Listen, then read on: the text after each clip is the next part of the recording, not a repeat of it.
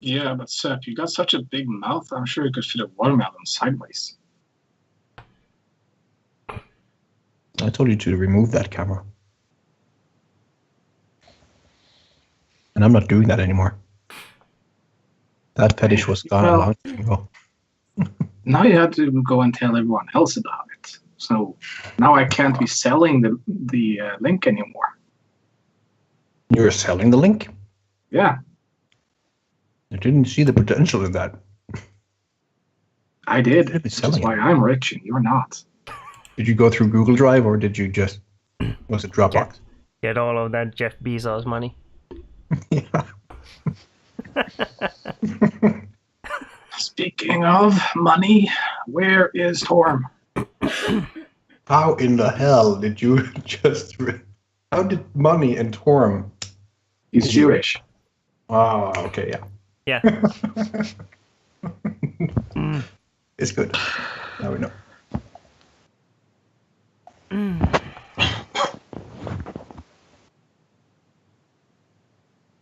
So we should have a lot of conversations about Rumple foreskin and stuff because he would not get that either.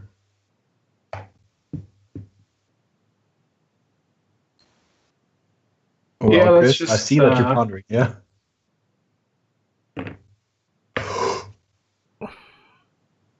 Did you see that? What Jahan just wrote? Yes. That was such a big compliment to me and such a huge insult to you. I'm not sure it was an insult to you. I'm pretty sure it was an insult to you as well. It was the hair, wasn't it? Yep. It's always the hair. He's such a racist. You can see there it's growing back. Okay, well, if you go back here, you can see that it's growing back there too.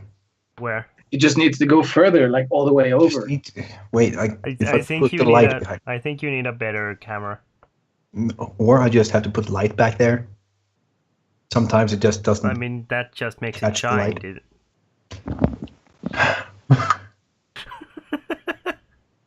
Does that mean that your hair grows in like it's being printed onto you, Sep? Yes. Okay. It like. No, that doesn't work. He's got hair. I have no idea what to compare it to, actually. It looks like if Will Smith... That old dude. The Die Hard. What the fuck? Bruce Willis? Bruce Willis. If he doesn't shave at all, I think we have the same hairdo.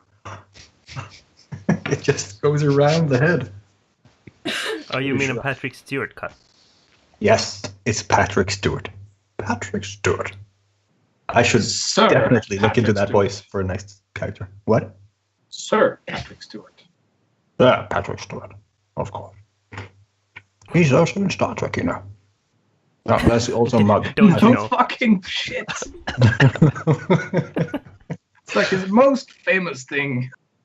I did not know that. I knew him from X-Men before Star Trek. Ah. Yes, I'm one of those. He is amazing and also definitely a lich. Oh. Yeah. He has looked the same since he was 24. Yeah. He does not age. Then again, he lost his hair at 24. And whoever the actor is, the actor who plays Magneto as well. Yeah, they're best bros, apparently.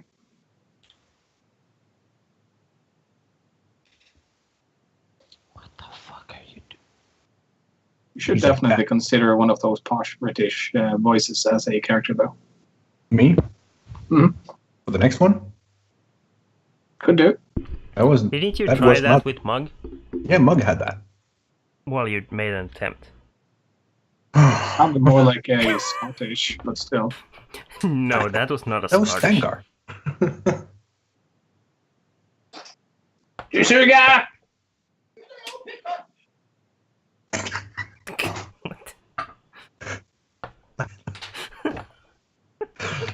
You got a beautiful dynamic in that house. You suck. This is what this has evolved into. As soon as Torm isn't here to rein you assholes in. He doesn't he? He does. I have felt that. I have felt the joy just getting sucked into the camera on the right side. Just okay, yeah, it's not funny anymore if I do that now. He reins you guys in by being as silly as he tends to be. I don't know if that's silly.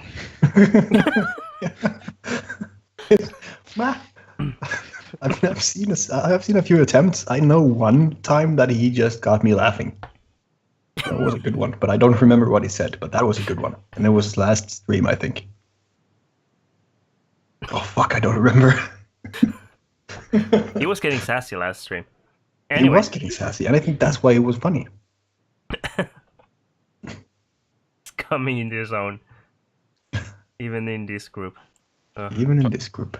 Torm's character, whenever dealing with anything other than his own kind of elf, Yeah. Yeah. 100% Well- sass. Bitch. Here's the good part about us actually being split up as a party. It means we can actually start the session and hope that it shows up later. He has got the most beautiful point.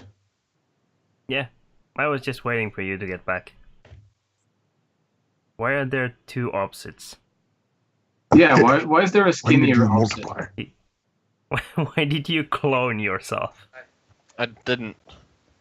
My parents thought it would be fun. Fuck knows Fun why. to clone you? Yeah.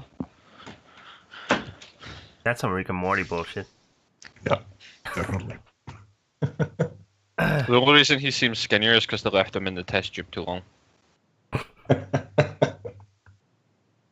I see what you did there.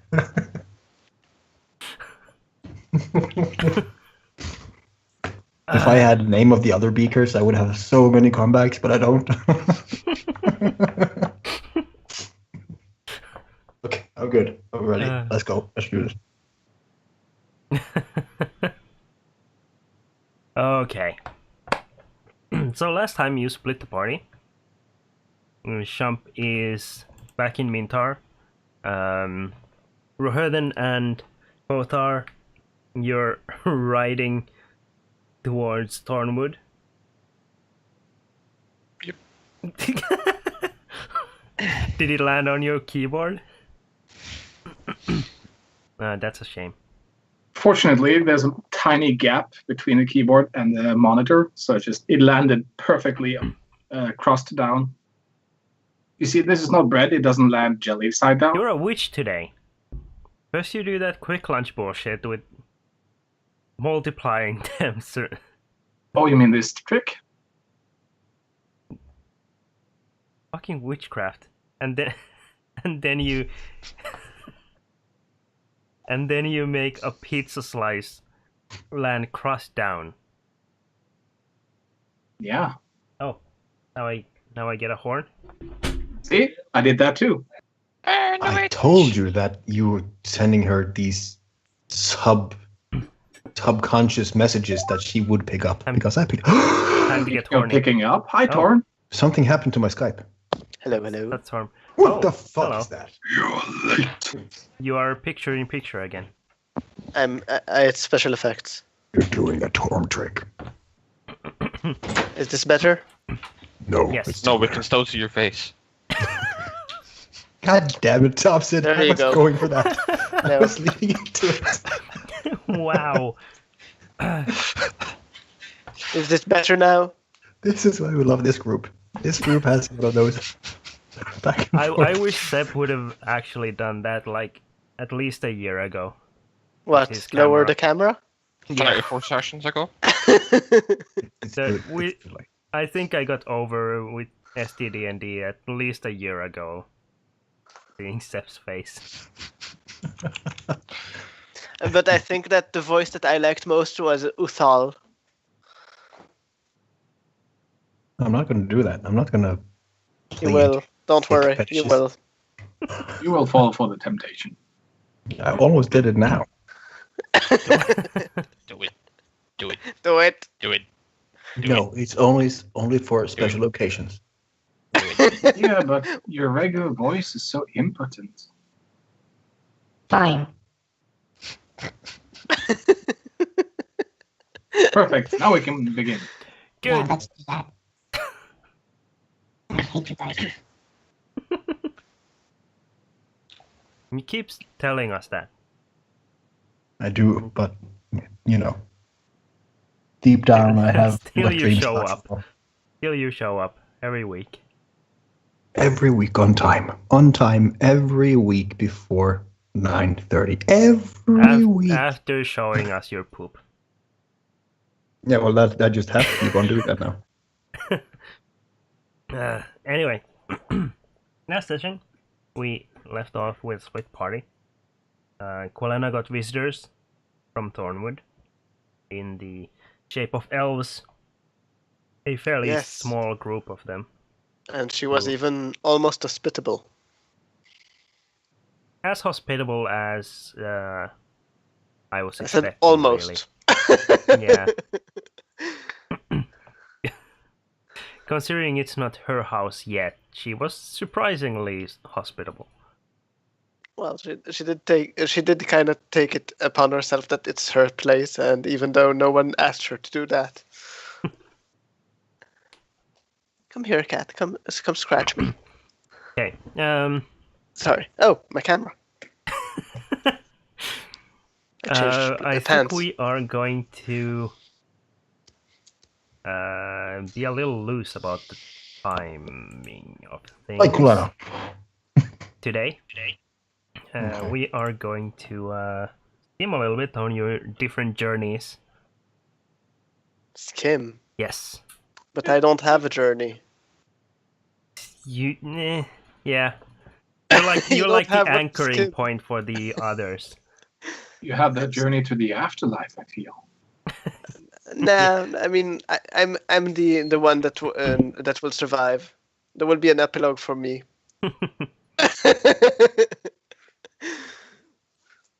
Ah. Oh, maybe I Let's should start turn on the with- thing. Yeah, Chump. Present. Champerino.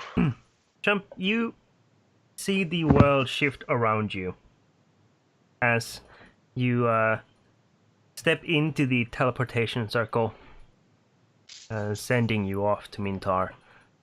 And you emerge in the Circle of Life Tower. You are quickly greeted by a couple of the clerics in the tower, who are already tending to the guards that came through as well, making sure that they are in fair condition at least. And one of the clerics comes up to you and says, Lord Protector, Yes. we've been waiting for you to hear from you. Why?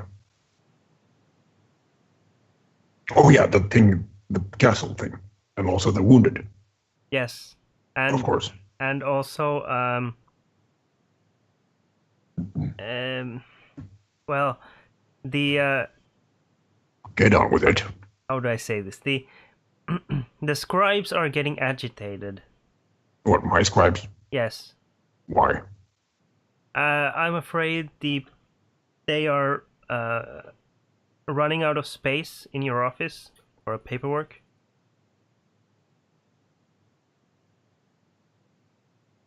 They are running out of space in my office for paperwork. What paperwork? I've not even been here. What have they?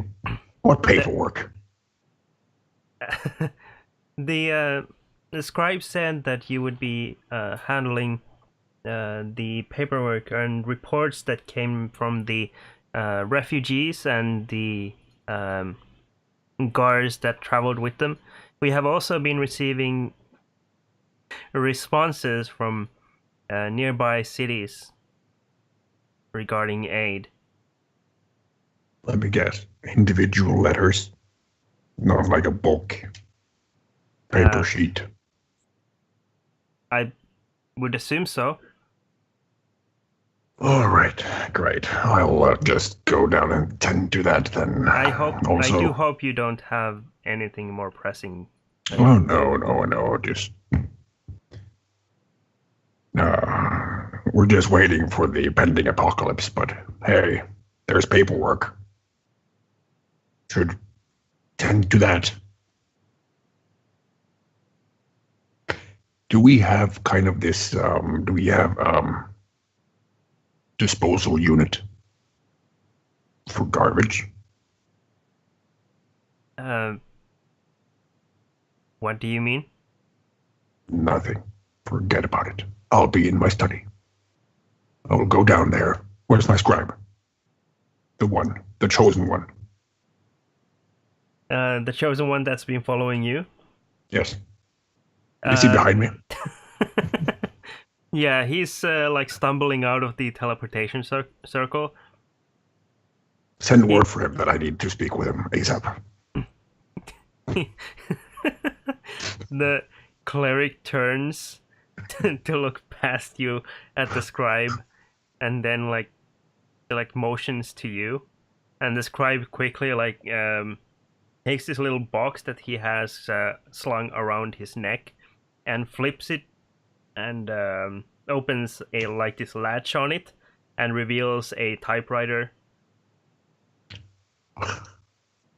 and gets ready to record whatever you say next. Have you found him yet? Is he... Where is he? I type. Okay, So as I hear that he's typing, I turn around. finally, there you are. I've gotten rumors, or I have heard rumors, or I've got a word. News. They're saying that the study is flowing over of paperwork. Could you go down there and logistically sort every item and just make it tidy so that when I get down there, I can get to work. Also, I think you need help. So put the other scribes and to work to help you. I want them sorted by age and location and topic. You're not assigning this to Mr. R. Killsteel? There's also a soldier. He is traveling by airship, so he will take a little while longer to get to Mintar. There is a soldier on the airship inbound. There's also a hamster that we have to contain within the Tower of Life. There's a soldier on the airship coming down here now, and he was carrying gold, and he killed 5 or 6 Shadow Knights. He's very proud of this. I think his name is R. Kill. Steel. Put him to work too. That'll be all.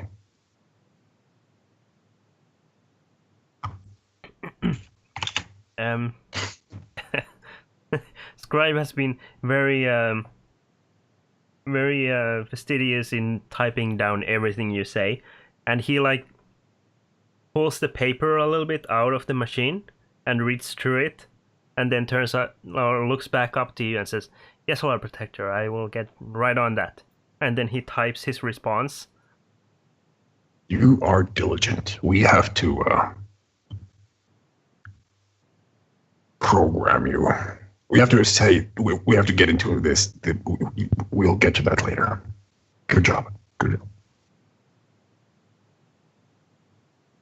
I'm really struggling with putting modern day terms and ideas and tasks into a medieval setting. It's hard at times. But yeah, I will be walking very slowly. I will first stop by the toilet room before I head very slowly back into the study. Outhouse next to the Circle of Life Tower? Where I was the first time. Yeah, The that row would of be the holes. outhouse right Yeah. next. Okay. I will go there. Okay. What's your plan? Aside from... Me? Yes. Well, there's paperwork. I'm going to go in there and make my scribes do a lot of work and then do some work myself and then wait until the airship arrives, I guess. Maybe I should also get a status update on the Mintar. Also debrief people. I actually have a lot of things to do. Did you have any sort of plan maybe before you left Fortress? I am not going to remind them. Oh shit. I've totally forgot about the plan before we left the fortress. What the fuck? It was not anything about Nightstone, right? And it was obviously very profound. It was a big thing because every one of you is just, yeah, I know what the task was. There's 2 actually. But there is too Just much. forget about it. Just do your own thing. Go do your paperwork. I'm sure it can wait until all the rest of us gather up with you. No problem. There was a reason for me to go in through the portal.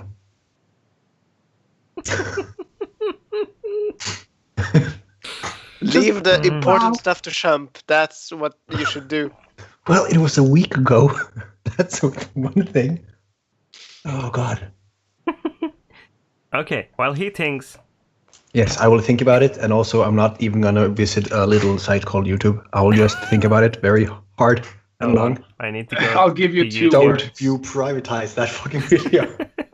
I'll give you 2 words. Coronet and mask. Yes. I What was just do going to those bring words that, right? mean? Wasn't I just going to bring those fucking things to Minotaur? Just have them studied. Okay, so where's Crambo? I was gonna leave them to Crambo. Is Crambo a part of this equation? Did I just answer yes to a fucking thing I didn't hear?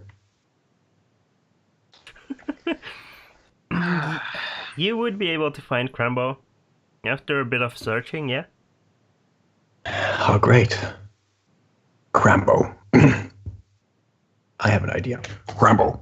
Is this before or after the outhouse? After. Okay, just making sure. Crambo. You are old. Right.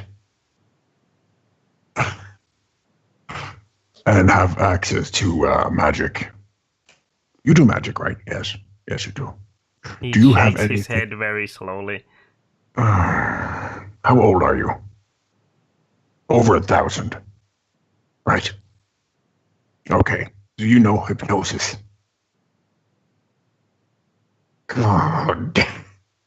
Do you know anyone within Mintar that could retrieve thoughts and memories that I had a mere 5 minutes ago? Oh, Crambo, why do we keep you around? Why? I mean, Probably because I'm a dragon. And you Yeah, that can't would be- exactly get rid of me either. good point.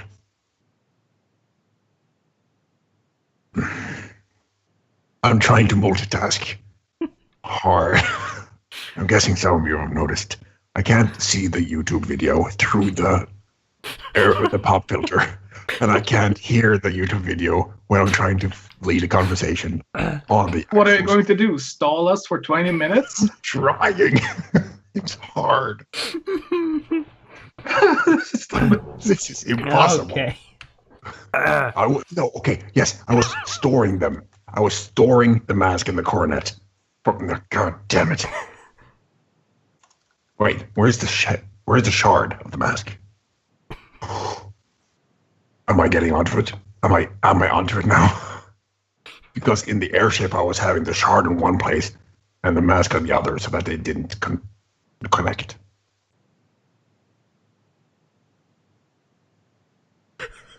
Yes. Also, you suffer memory loss using a teleportation circle. It's a thing. It's a thing. I'm trying to. Do you see how red I was in my head? I'm thinking so hard right now. I think Shump should get his intelligence lowered.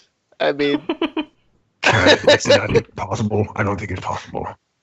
Oh, I got a raging clue right now. Oh, raging clue. So, let's go to Kothar and... Do that. I will think about that raging clue. Kothar and Rohirden. Yes. You are flying through the countryside. Speaking figuratively. Oh, You are on your steeds, one phantasmal and one more or less divine. Yeah. and I'm riding the illusionary one. You. Majestic cloaks flapping in the wind. Yes. There is no wind. We're making that ourselves. Do you have a cloak? no, no, Shump isn't riding with you, so. With the coconuts. So you are crossing the landscape very quickly, having a rest basically only once you feel the absolute need to get a few hours of rest, just long enough that you are able to get the benefit of a long rest each night, and then keep riding again hard the following day. And you get to you essentially like follow the edge of Thornwood itself, through lightly forested areas, grasslands, hillsides, and all the while to the left of you is Thornwood proper, a thick, wild forest. And as you get further and further along, you see a swath of destruction through the forest. Very evident even from the outside. Trees have been chopped down, some have been ripped. Some have been ripped up by the roots. And you see columns of smoke rising in the distant middle parts of the wood. I believe you are heading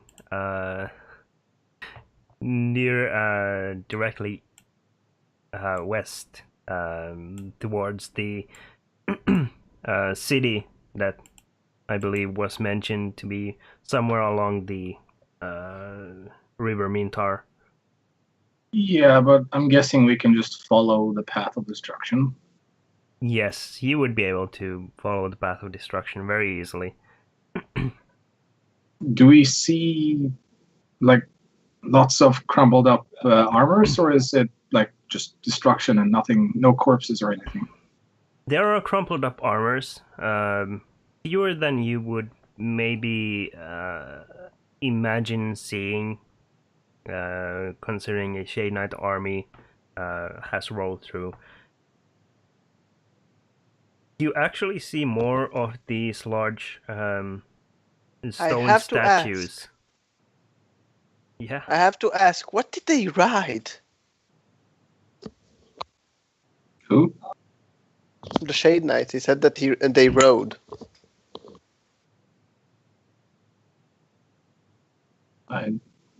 No. No, we're riding.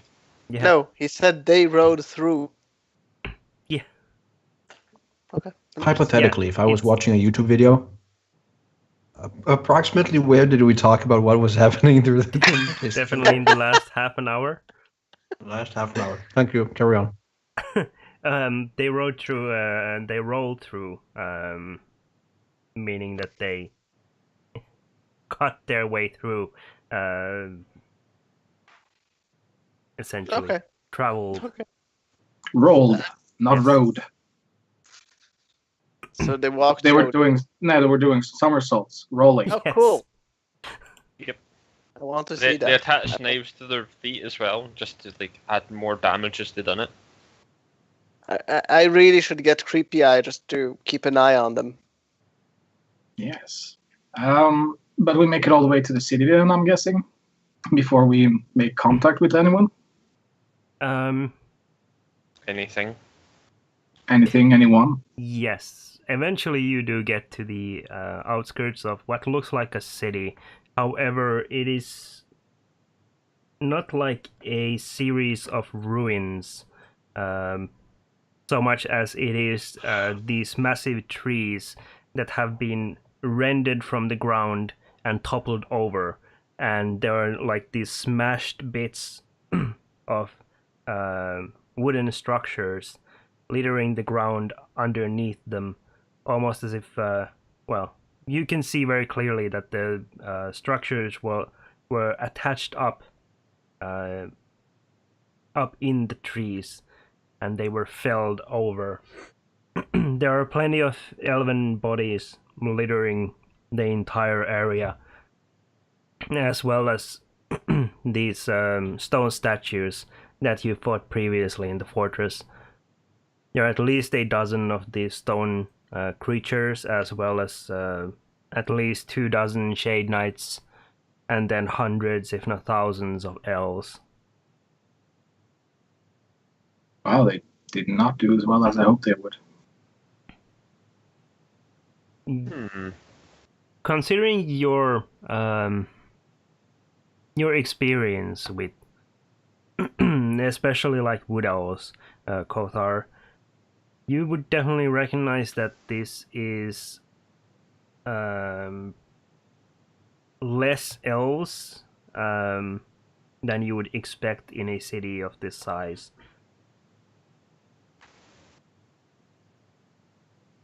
Yeah, and I would, with what limited knowledge I have of wood elves, I'm guessing their primary force would be hit and run style archers. Generally, yes. And in the worst case situation, especially the Shilmista wood elves definitely have the tendency of scattering into the forest when their like centralized homes are in danger.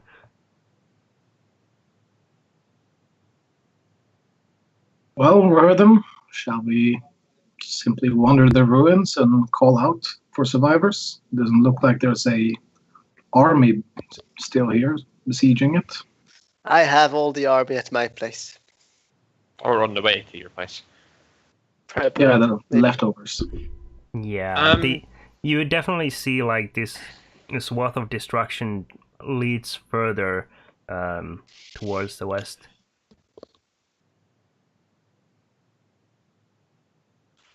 Yeah, I would. Yeah, we'll take a look around and see if we can find any survivors.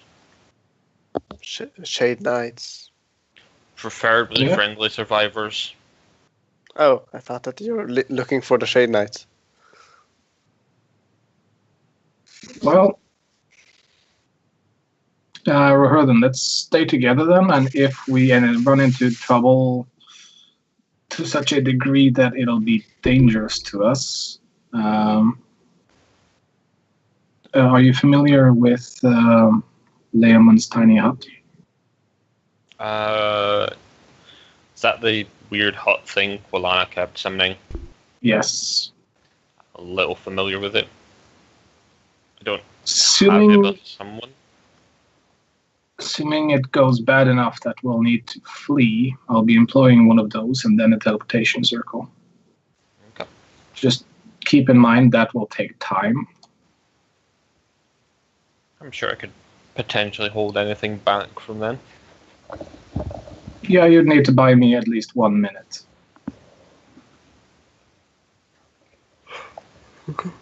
So, let's run around like headless chicken and yelling for survivors.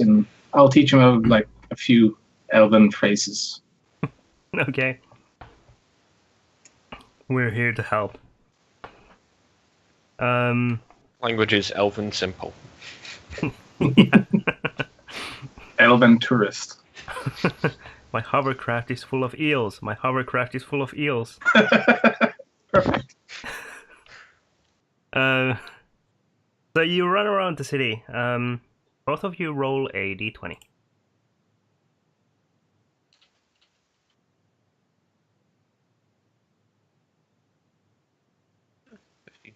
For some reason, I was checking my sheet for a d20. A 15 and a 9. Okay. Rohirrim, after maybe 10 minutes or so of running around, looking for any sign of life, you come across a very faint voice that you can hear from beneath one of the collapsed buildings. It is a what seems like a female voice calling out, clearly in Elven, although you don't understand the language very much. He understands eels. And she is definitely crying out from beneath this bit of rubble. So far, you haven't seen any sign of enemy presence here. I'll go attempt to help her and call out to Kothar. I found at least one survivor. You want to try and dig her out? Yep. Make an athletics check. I'm guessing I wouldn't be too far away. Probably not. I'll join him in about 30 seconds after. Sure. An 18. Good. You toss I'm a fairly aside. nimble dwarf. You toss aside some of the lumber and branches and whatever else is covering her, and from beneath the rubble, you see a very frail, bloodied face emerge, and a shaky hand reaching up towards you. Kothar, you have seen her before. Oh, Yes.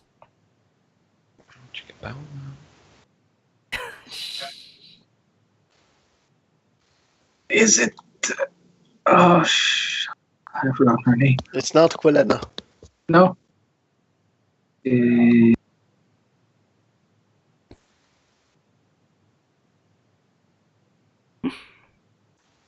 Selena. No.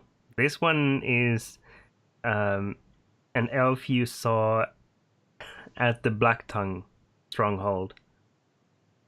Oh, one of the ones we freed. Hmm. Does she still have blood, or did they drink her as well?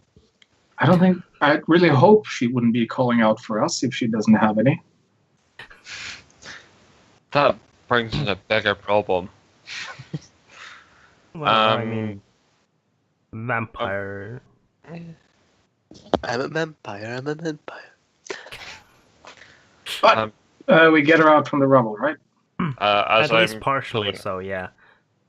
as I'm pulling her out, I'll attempt to heal her with. She screams in agony as you try and pull her out.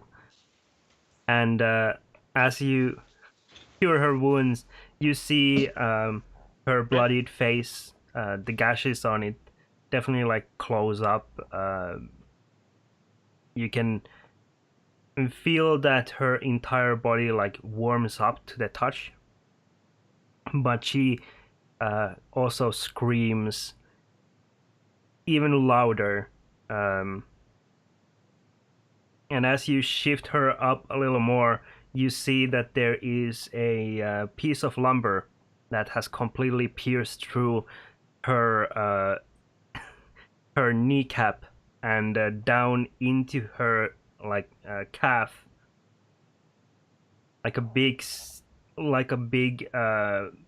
of wood that's been like punched straight through.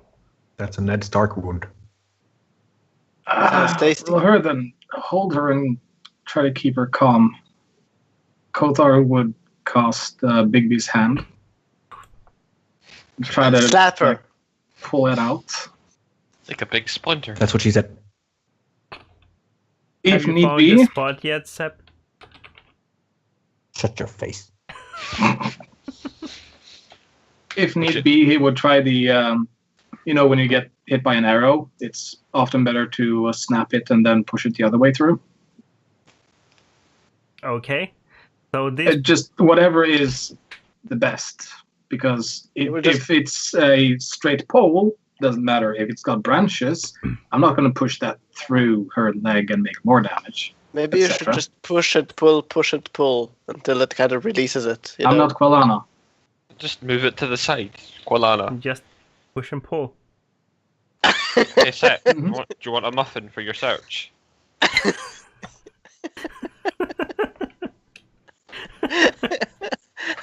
I feel now bad for Seth. No, his Never muffin feel is up in Nightstone. Okay. It's kind of as the same size. Rohirden, make a another athletics check.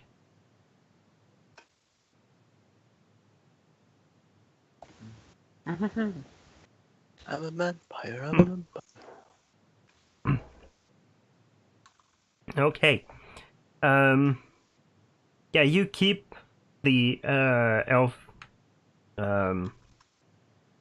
steady and still, while Big B's hand reaches over this large piece of lumber and then slowly pulls it out. The She said, the damage is definitely considerable. To wow. Seriously, guys, D&D is That- serious business. There is a massive hole running through the woman's leg and out through the calf on the other side.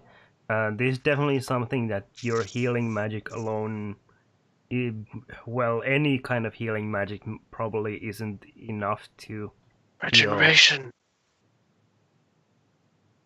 Lizard regeneration. Get a lizard. Put blood in her. As in, how much is left of where the pierce point is? Like, is there just 2 slivers on each side, barely holding the leg?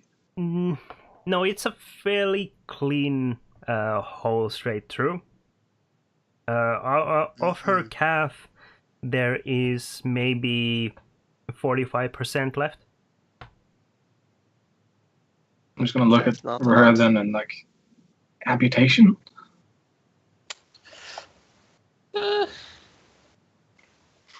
He doesn't sound too bothered by that. And what- Let's do it. she is screaming and struggling to look down, but Verherden's hands keep her from reaching an angle where she can see the damage. So instead, she is like one hand reaching out to Verherden's face, a bloody palm print like sweeping over Verherden's face and beard, as the woman is just like trying to grab a hold of you. And Kothar, you understand her, although she is speaking with a definite little accent to what you're normally used to hearing. She is begging for you to end the pain. Bring her to Quilena. She can end it. be happy that Chump is not there. Because field amputation is his specialty. Is it? Well, he Well- could definitely learn. Now you have something in Hand common with Kothar. Quilena. Yeah, I'll hand Kothar the boomerangs. Well, I mean, there's not going to be much bone I have to cut through at least. Yeah. I'm so happy. Everyone is so happy about this. Such a And happy process. I'm not. You're the only one that's macabrely happy about it. I'm always happy. I'll also prepare Always to... happy when you get to cut off a limb. Well, I mean, it's not every day that you get it. It's like a birthday. I will prepare to That's what she said. attempt to heal, fix the remaining wound after the limbs removed. I mean, one of you can spur out fireballs, right? I'm not there, but cauterization and a chop would definitely fix that fast. Yeah, that's what I'm going to do. He's just gonna hold the fireball in his hand next to the axe blade. Not just next to it, on it as well. It needs to be sterilized. Yep. But yeah, it's. I'm going to tell her that I'll chop on 3, but I'll actually do the chop on 1. Okay? He won't even Uproot. count. He'll just go whack.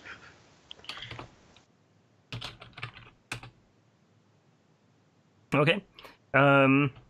She looks up at you and nods. You start to count, and almost immediately bring the boomerangs down. she looks at you, her eyes going wide. Her breath and the scream catches in her throat, and instead she passes out. Good. I'll cast Safeguarded Slumber on her. Oh, Okay. why? That was creepily graphic, by the way. It's like you've seen that before, Tio. He has. It's his favorite part. I'm just saying. I can Well, be very that spell is, imaginative. yeah, it's not. It's almost like he's a writer.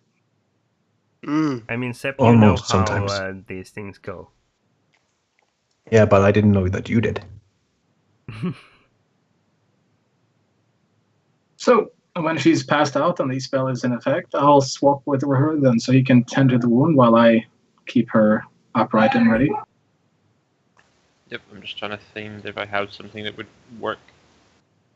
Yeah, actually. Just straight up healing should do the trick right now. It would automatically close it instead of having to proper cauterize it. I'll just use Cure Wounds again. Alright.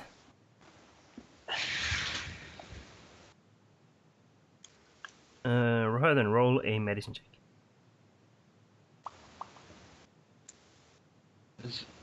+0. Okay. Still good. So the axe bites through the shattered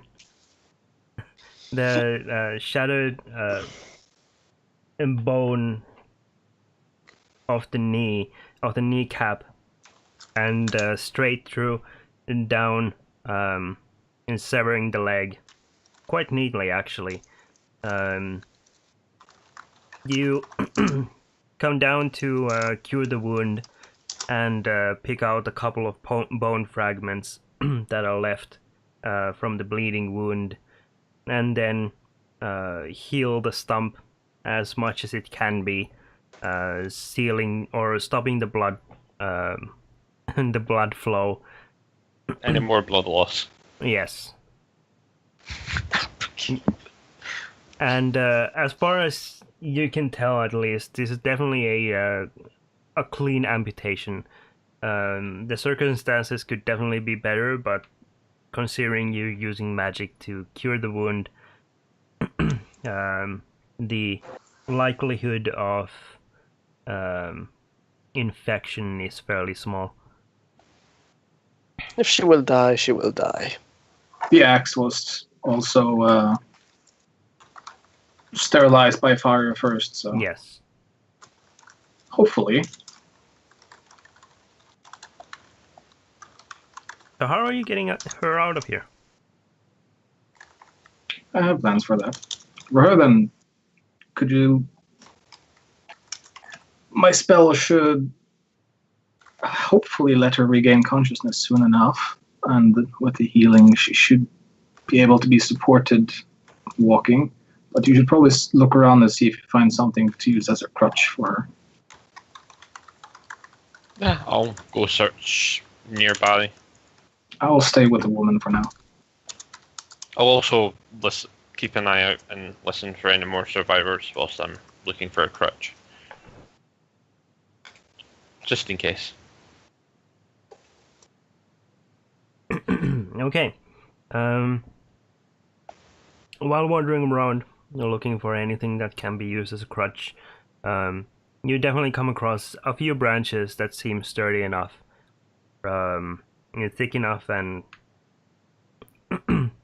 with an appropriate branching point that you can cut off and make a makeshift little crutch for her. Meanwhile, Kothar, while you are with her, and I'm assuming you're are you planning on getting her out of here, or are you just watching over her? For now, there's no need to move her, but we will have to move her. I'm not going to only leave the city with only one survivor. we will look for more. Okay. There can't be just one survivor. That someone else had to have survived by this now. Or can it? It's also kind of shitty luck on her part. First she's captured by orcs, then she's... Yeah. Well, I mean, she did survive the attack. She's a survivor.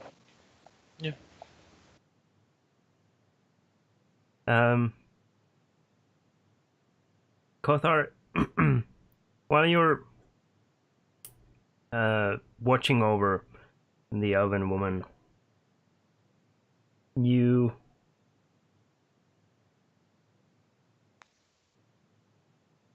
feel inside you this strange sensation of is something inside you wanting to put her out of her misery.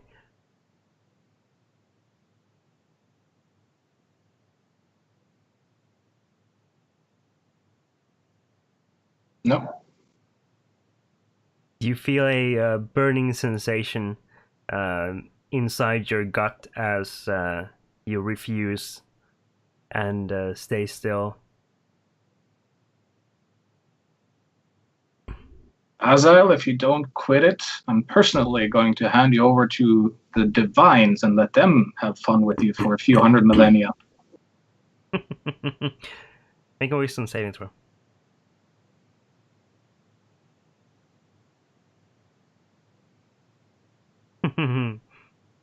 You feel a sudden rush inside you as Azael's sliver assaults your senses.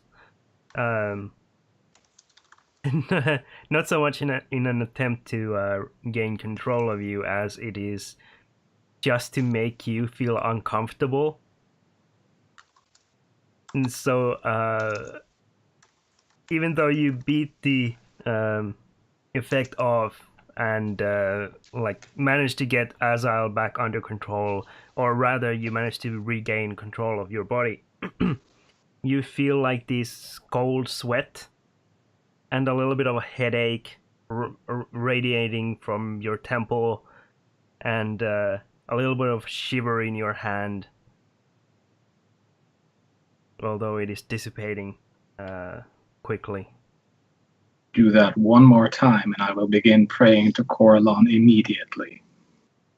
I'll personally offer my body as a sacrifice to him. You are not worthy of my body, Azael. You're just a puny demon.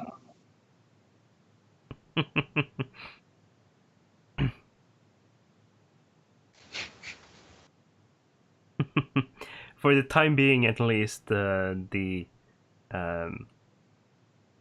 fire inside you abates. Yeah. You better freaking calm down.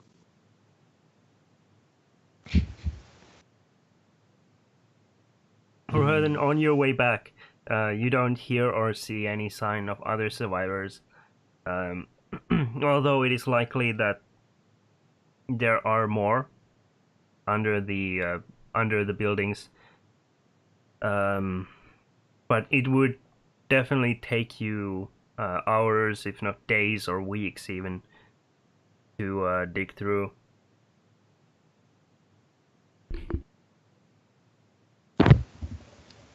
I'll take the makeshift crutch back, and I'll mention to Kothar that there's likely other survivors, but we will probably be better to come back with a larger force to search. Well, I was more hoping you would find a larger force than survivors. This can't be all of the Wood Elves. They can't all have abandoned the capital this quickly. Or at least, if they did abandon it this quickly, they should be returning by now.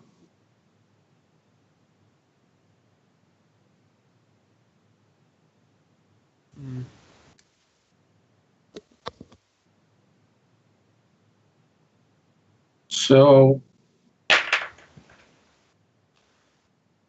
should we We can clear a path through the city towards Nightstone, I would say, and look for the survivors along the way, and hopefully by the time we get back into the forest proper, we might find some defenders, and eventually work our way to Nightstone. Make our way to the river and follow our way down that way.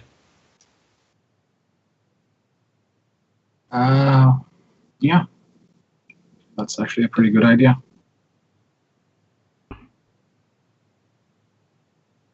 And hopefully we don't end up following some random stream. Well, as long as we don't have to fish, it should be fine. Your master fisherwoman isn't there to help you this time either. As for transportation, how long does this last? Because it might do the trick. 1 hour. Yeah, I'm okay with what speed can it follow at?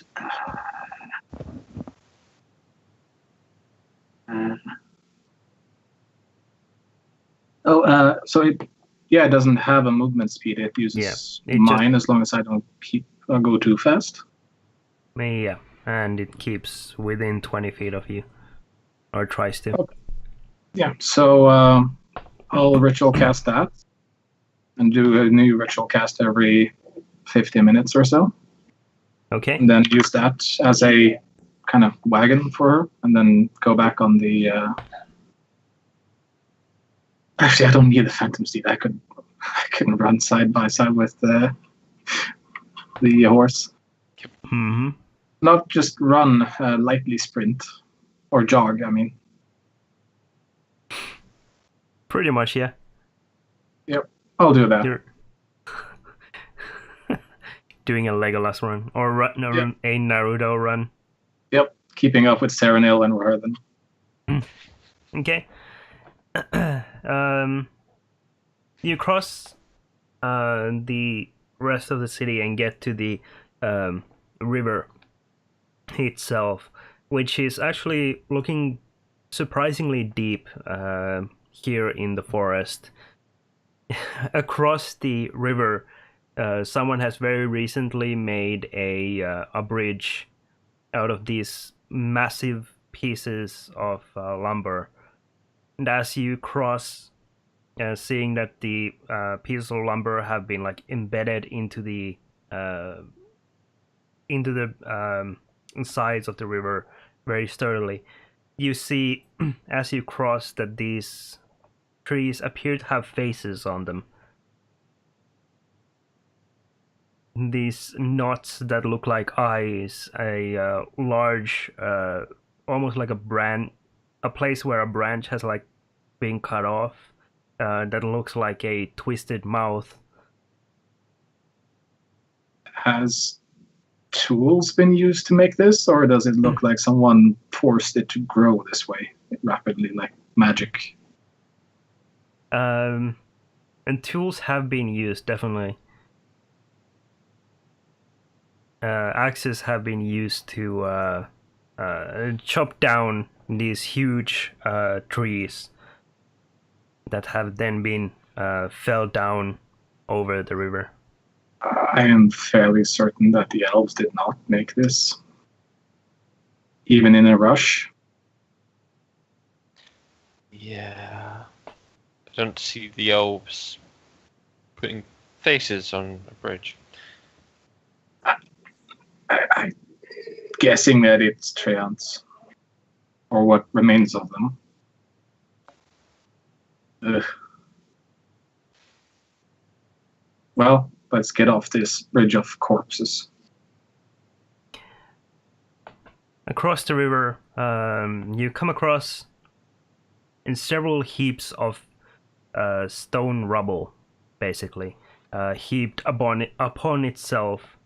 You see these stone helmets of sorts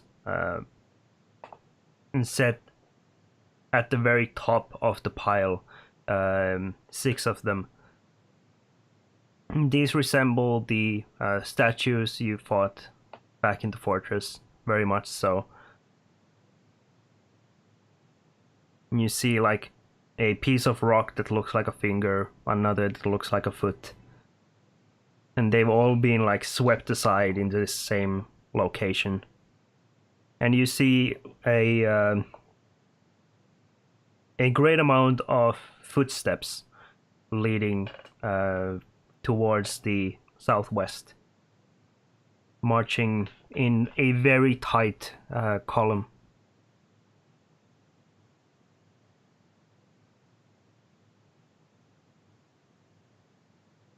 I'd like to see if I could determine that the footsteps are from. I'm guessing the Shade Knights would use kind of metal boots. Yeah, and these are definitely not elven footsteps. They are far too heavy to be elven footsteps.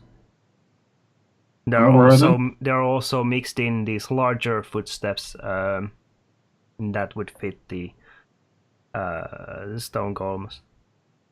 However, then it would seem that the force managed to not only destroy or get to the city, but they're marching past it.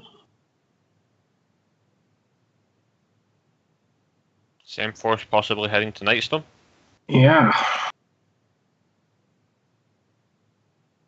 Or clearing out the rest of the forest, maybe, and then heading to Nightstone. Let's keep to our plan that you suggested.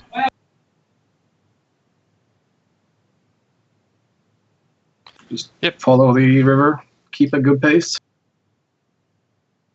Okay. And I will at least try to keep shouting in Elven. Shouting for the defenders of Thornwood. Sure. Quilena.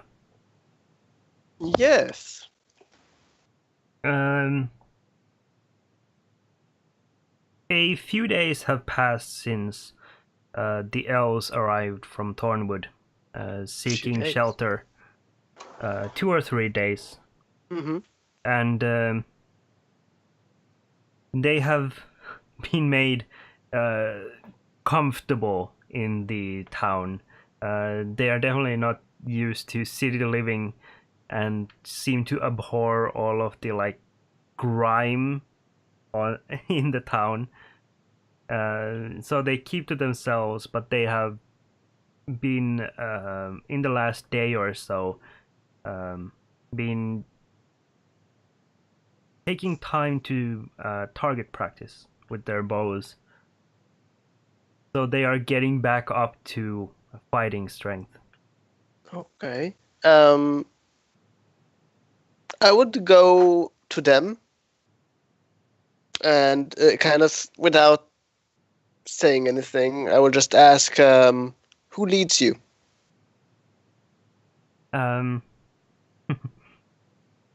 They all look at one another. They kind of shrug.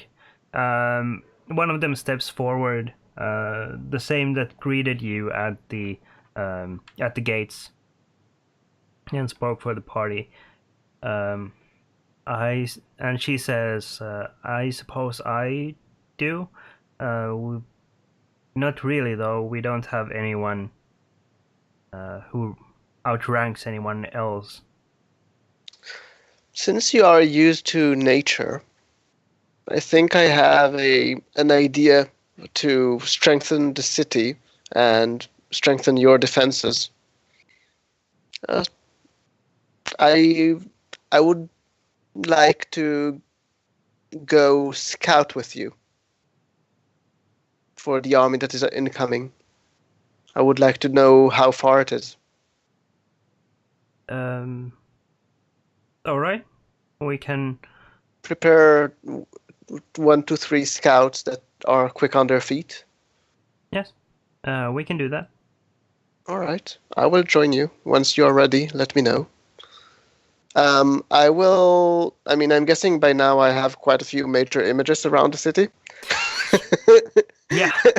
So I will kind of gather 2 of them I will change their shape into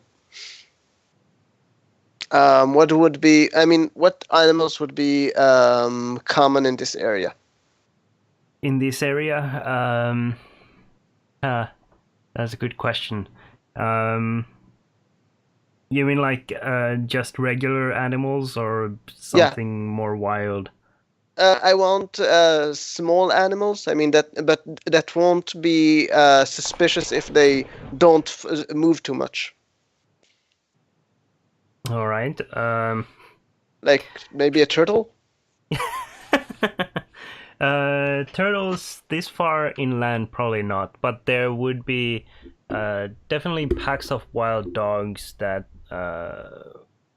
wouldn't be necessarily moving much over. All right. I would like to place one of the. Yeah. Land tortoises have no need to be by water. Yeah, true, but more fees they are there. If they don't exist here, they don't exist everywhere. So true. I would place then a wild dog at a lying position, close to the. I mean, about 100 meters out from the city. Okay. And the second one, I mean, it once we walk out that I will use it, and the second one I will place like a kilometer out. Sure. Just at a spot that I'm sure that we will hit back when we reach back. So it would be like a marker for me. Sure. Okay. I will just place them so they kind of lie and they would like just wag their tail, just looking bored or something like that. Just so it will kind of fit into the landscape. Sure. There are also different kind of like field mice and animals like that are smaller. I want it to be big enough so I will notice where they are. Sure. I mean, so a wild dog would be more noticeable in that regard. Yeah. Though the second one, just so it won't repeat itself, I will put the second one. It will be one illusion. It's 20 feet, so I will just kind of use like 4 dogs that are just interconnected with their tails, kind of lying together there, so it will look like a small pack. Sure. And they will just like look bored, like if they are just after food or something like that. That they just are sitting there. So that is what I will do. And once we are ready to go out, I will actually cast ritual cast for Phantom Steed. Okay. It only takes about 15-20 minutes for the scouts to prepare. They set up very light packs for themselves. Make sure their bows are ready. Basically, like wrap these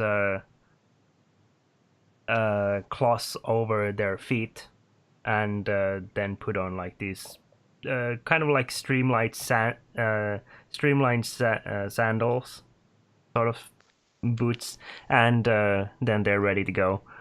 I would just before I go, I would kind of gather like 20 pebbles and put it in my pouch to be ready for use. Sure. And in the region from where I know that they should be coming from. I mean, since I know that they came from their side, is there? I mean, I would ask the elves, so that's not something I ask myself. I'm just like asking them if there is any place that would kind of funnel them, or is it just open fields? It's mostly, it's mostly rolling hillsides up to the north, along the main path that follows the river. At least there is one section where there are these cave systems.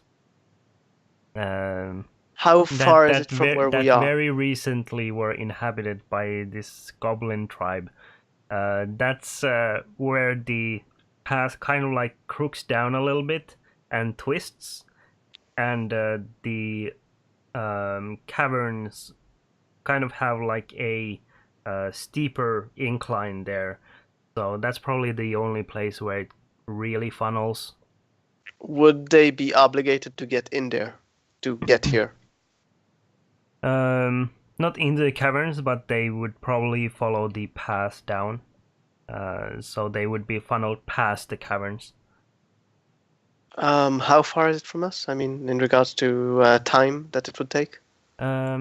Is roughly hereabouts. I think 20 miles out. Okay. so. How long would it take them to? I mean, I can with my Phantom Steed to go quite quick, but to them I don't know. For it would be at least like 4 hours or so for any kind of like quickly moving party. For a marching army, it could be even as much as a day. Okay. So I would. Do they have mounts or not? Or do they just walk, The elves, run? Yeah. and they're running. Okay. So I would like to travel with them as fast as possible towards there, as fast as the slowest one from the party. Though because I can move quicker than them, I would keep an eye around. I mean, I would just kind of run around to keep and make sure that no one is actually like bypassing from us from the sides or anything as we advance. So I will kind of every now and then kind of go around, do a small circle, and then come back to just make sure that there's nothing around. Sure. Let me know if I see anything interesting.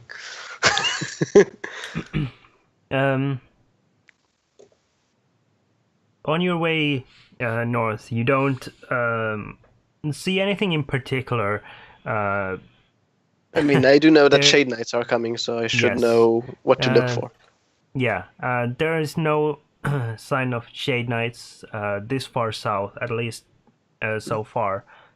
You do notice in the distance a couple of goblins that see you and then immediately like turn and scurry off in the opposite direction from you. Quilena will just kind of laugh and say, "Petty creatures," and keep advancing. I mean, I would actually. Quilena will all the way kind of coax them to try and move faster. Sure. You know, she's not very fond of them simple folks. Sure. They are running as fast as they I go know. and like try to speed up whenever you tell them to. Annoying. yeah. They probably probably will curse me afterwards when we get back. So But yeah, you're pretty sure that they've been cursing you ever since they met you at the gates. good. I'm doing my job right. I'm so Ooh, but these Do are we- wood elves, right? yeah. So they're keeping up way better than a regular elf would, right? Yeah, but it's definitely no No match to my as, Phantom Steed. yeah. Not far. What? It's not too We're far kind from of- it. I don't know. There's a speed, but never mind. They're the only race that has where they have the highest movement 35 speed. feet. Yeah, Yeah. they would move at 70 feet at dashing speed, I think. So yeah. Do we see anything interesting, or do we get to the caves? I mean, to the place. Along the way, aside from the goblins in the distance, you don't see really anything out of the ordinary along the way. You get to the caverns safe and sound. I would like to before I do anything, I would like to ask them to check the grounds around this place, or even like below there, if they can see any tracks of the of any army or anything that might have crossed, like scouts or anything that might have crossed before the army will arrive. So we will know whether they are close or very far away. Sure. I mean, Torm. I don't know Yeah. if you got the part when he mentioned the Goblin Cave, but that's where the very first I know. session. I know So you should the- check it because it's fortified. Yeah, but The goblins I made a first lot of want to defenses check. in there. I want to check first whether Whether Yeah. they are already crossed here. I mean, Yeah, the elves check outside. You send your mislead in. the mislead is not wise to do if I don't have any defense around me. Just saying. Bubble. Okay. The wood elves scatter into the landscape a little ways away from the cavern. They check for tracks and one by one return with no other sighting of tracks aside from a very large mass of tracks leading to and from the caverns, but that is several weeks old tracks. Nothing has been here recently aside from a pack of wolves. The the last one to arrive, however, rushes over from the north and like slips over the top of the hill where the cavern is, and then drops over down to where you are, and says, "There are movement to the north." Is it a lot of movement? It is. I mean, giants. what did you see? The ones that ripped our trees out of the ground. Stone men. Oh. Let's have some fun. I will. Okay, so just to understand, do I have a high spot that? I mean, I would ask them regarding the height of these giants. If there's any spot here that I can be on top of, even with my disc. I mean, if I need to fly up there, to be able to have a higher position, so I can attack whatever is below without it being able to get to me.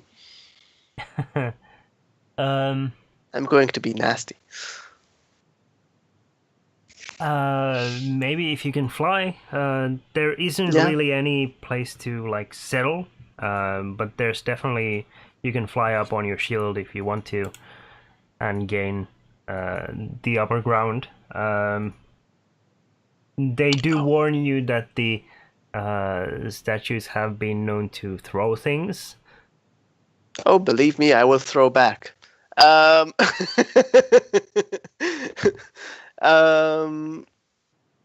right, so I will oh, well, drats. Never mind. That won't work. I will go. How wide is the path that they will need to funnel through? At the narrowest point, probably 15-20 feet. How long? I asked the one that saw them. How long would you estimate them to arrive to this spot?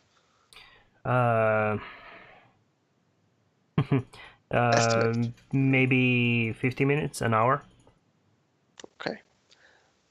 So let's prepare a surprise for them, shall we?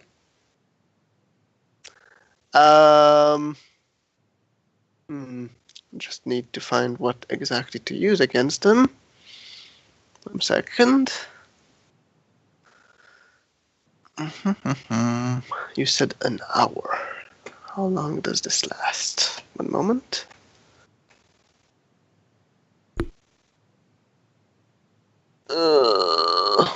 Okay, I will just cast itself and then I can see it.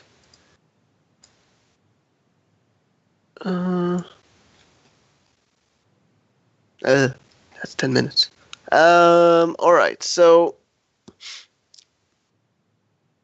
are there any boulders on the ground to block them or anything that they would probably move when they pass through as giants? Not really. Not really. Not really, Okay, no. So Nothing that would hinder them. So let's create some, shall we? Tank I will. traps. I will take a small pebble and kind of tell them, look, this will block them. And I will go to the middle of the path, kind of look to a spot that looks like it will kind of need to be moved in order to go over. And then I will place it on the ground and cast pebble to boulder.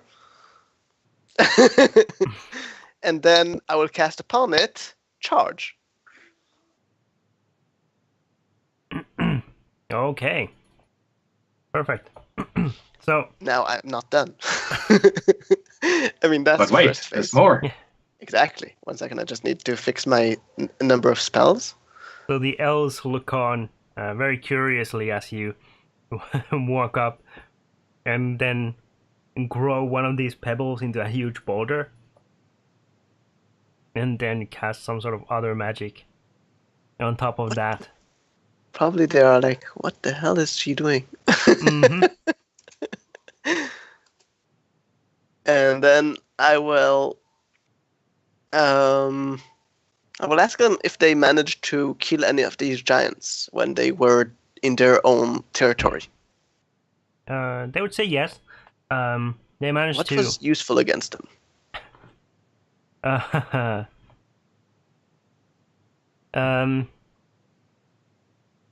Well, treants. Let's suppose we don't have those. That's what was the most useful against them in the What forest. do treants use? Just raw power? Yeah. As well Oh. as hurling stones and using other trees as clubs. That sort of stuff. Big bludgeoning stuff. All right. So, I have a question for you. Mm-hmm. 1 second. This is a question that I'm kind of wondering if you will allow it. Illusory illusion on a pebble. On a pebble. Mm-hmm. And then I transform it into a boulder. Would it continue the illusory illusion? Because it was until the spell itself, but I do change the composition of the item, so I'm not sure if you will allow it. Yeah, what the hell? I'll allow it. Okay, good. I will cast Illusory Illusion on a pebble. And then I will tell them, okay, so I will tell them to find a good hiding spot and be about 5 minutes away from me towards the city. And prepare to... I mean, actually, no, I don't. Actually, 1 second. How many joined me? One or how many? I mean, I didn't actually ask how many you put with me. 4 Scots. 4. Okay. So I will tell 2 of them to report back to the city, to tell the city how far this army is and the estimate of how long it will take until they arrive. And if need be, to awake the guards that might have been looking at the stars and wondering about invisible gnomes. After that, I will tell the other 2 to kind of take to hide behind and prepare to, if we need to, run away. In any case, if they can't see me, I will tell them, if you can't see me, just run back to the city and report what happened here. Don't wait for me. Whatever happens here, don't wait for me. All right. And then I will go to... is there any spot here that...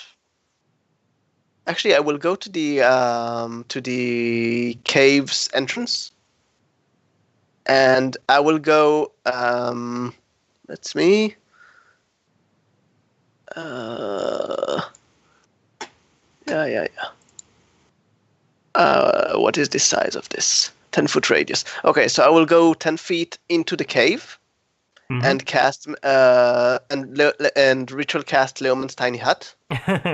Okay. And I will make it so it will be the same color as the stone around. So whoever will look from the outside might notice it, but it will kind of not be very noticeable. And then I will just sit at the entrance. But I mean, so I'm still in the tiny hut, so I can see out, but they can't see in. And I will allow noise in and allow the wood elves to be able to come in through it. I will tell them that if they need to hide, they can also join me in it. Okay. And then I will just wait for the army to. I won't wait for them to reach me. I will wait for them to kind of be in sight.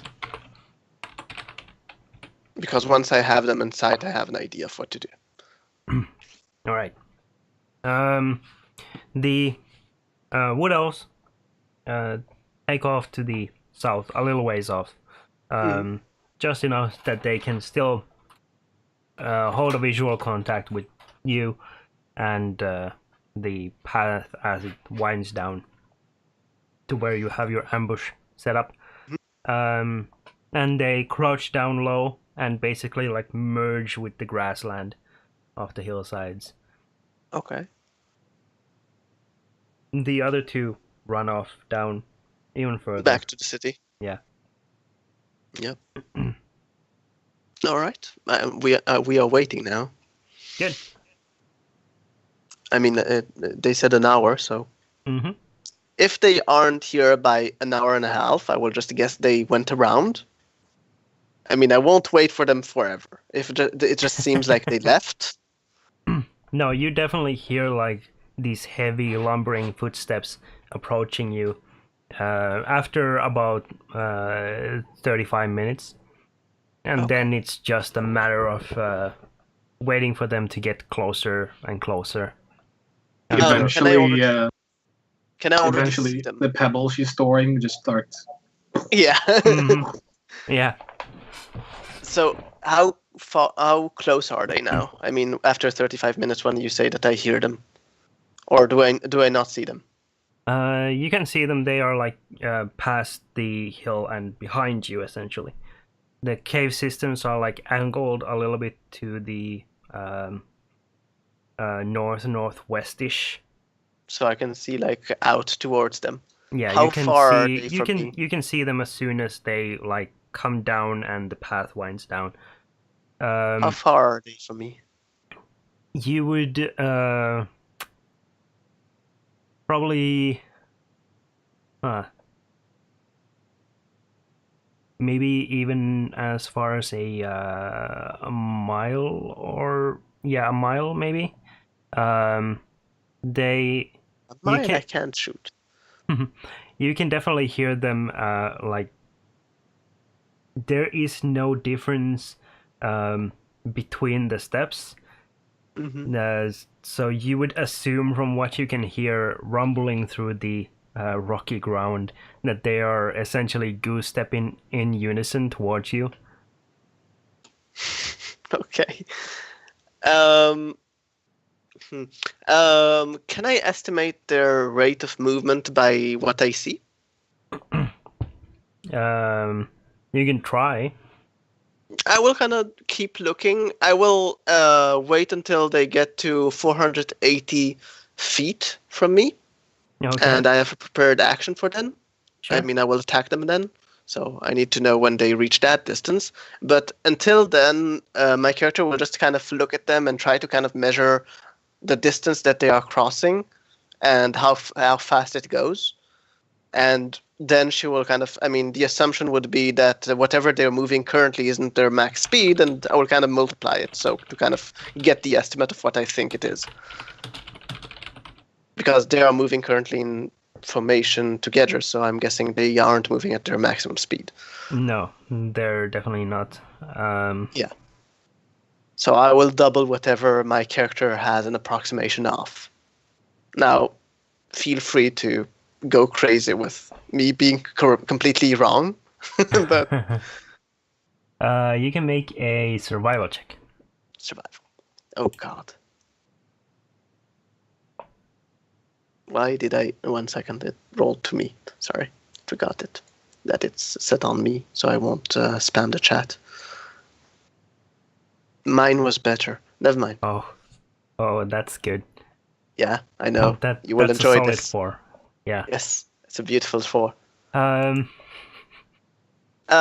But as they approach, no, never mind. Yeah, go. Sorry.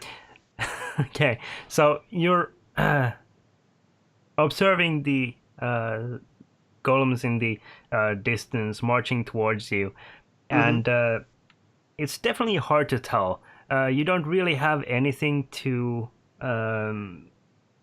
compare their size to, and you haven't really seen this size of or this type of stone golem before, so it's not like the distance they're covering very well. To you, it definitely looks like they're covering maybe 10 miles an hour, maybe. Okay. 10 miles an hour. That's slow. Mm-hmm.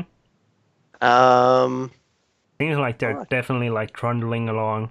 How long until And- they reach the 480 feet mark?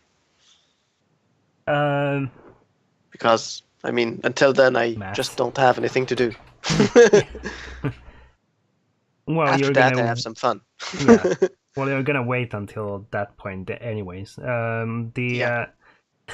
It actually looks for a moment like that scene in Monty Python and the Holy Grail where he's running across the field, and then it skips to the guards, and they're looking out, and then it cuts back, and he's running over the same bit of ground. Basically, it's the same. Yeah, basically, Yeah. you can see Quilena just looking boredly at it advancing.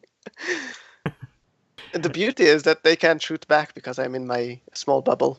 Yeah. You so- lose concentration for a moment, and then you look up and see that they're almost at the 480 foot mark, and then it's like Oh. you start like, whoa.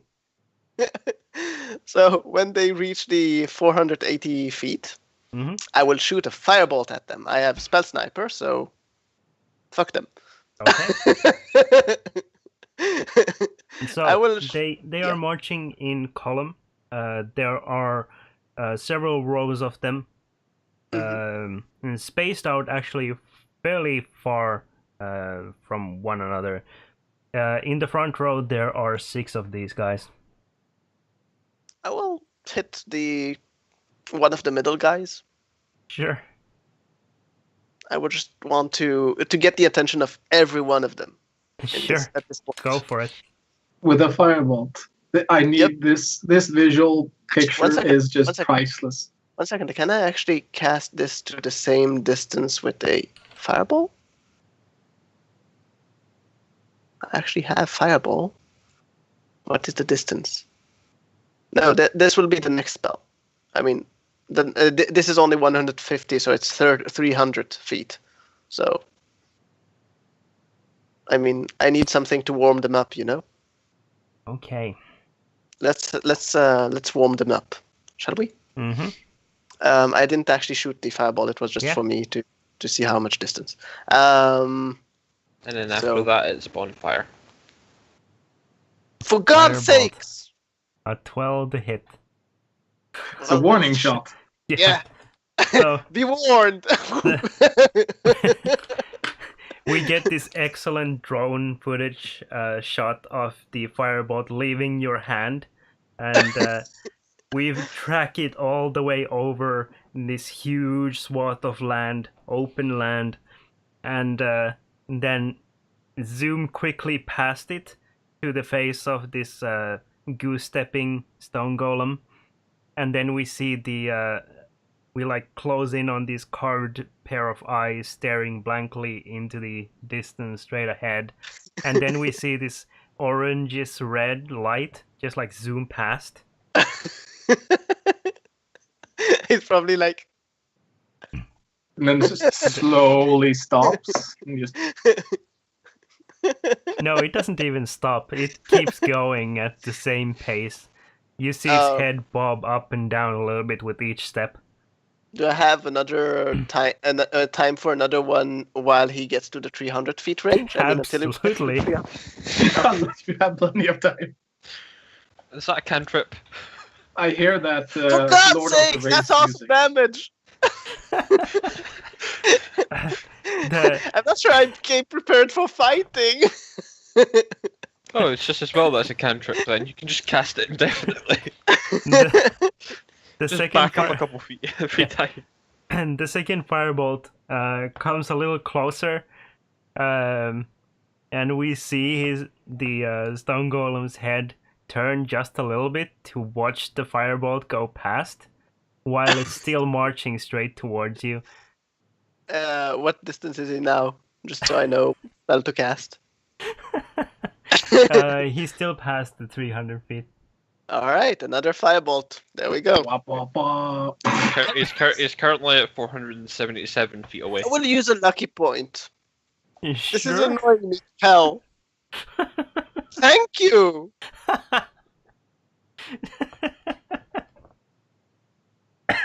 Okay. The the third firebolt you launch comes to the stone golem just as it turns its head back Back. towards you, and it looks at the firebolt going wide, but then it kind of angles back, and it smacks it straight onto the temple. Ha! Serves you right. We see in the extreme close-up of its face this little bit of jarring on the side of its face. Does it So- seem to affect it at all? So you adjusted for windage. It definitely took the hit, and there's damage, but Yeah, not a lot of damage. no. If you hit it Yes. again, there's going to be a stone vein that pops on the opposite side.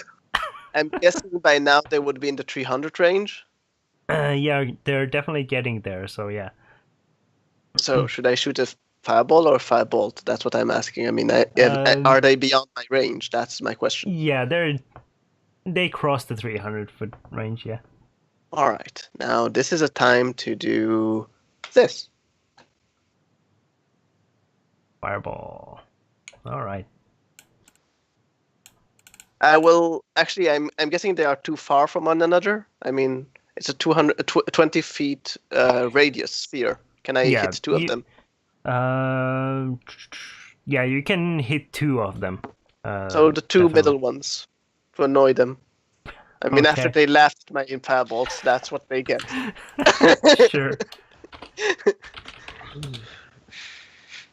Oh, this actually, I think you might have a good chance with these.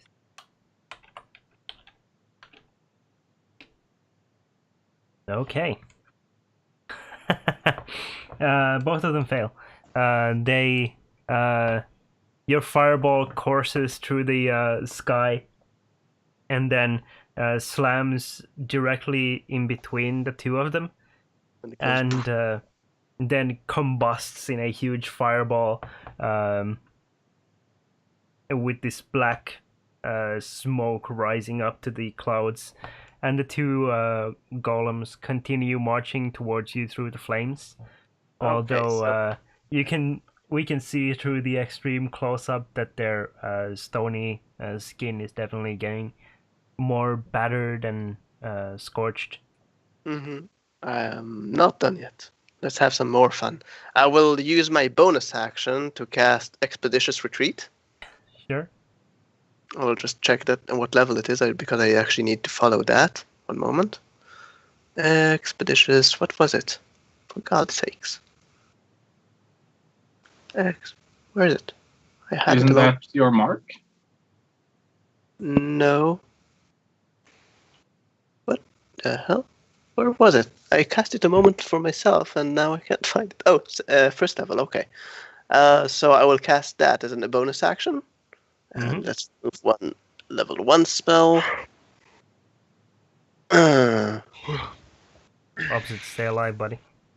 I'm trying. And then, Have a muffin. well, and then I I've been on a couple will. painkillers. I will use.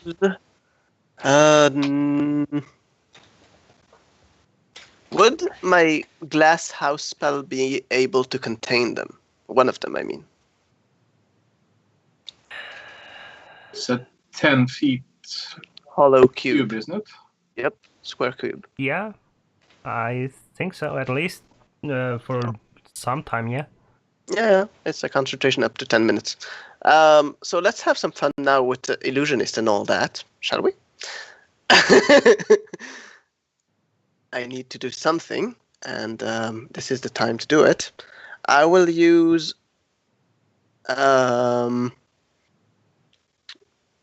Where is it? The art. I'm guessing that they are in. Yeah. So I will use. Is the army giving any response or action at all to this? No. They're just marching. Yeah, they're marching like automatons right They ahead. are annoying little things. It's like you can imagine like those battle scenes in like musket combat movies where they're just like marching in columns straight forward. Despite What is their distance to me? Just so I know what to plan. I mean, in regards to at this point, after my fireball, yeah. 270 feet or so. Okay. So, how far can I throw pebble?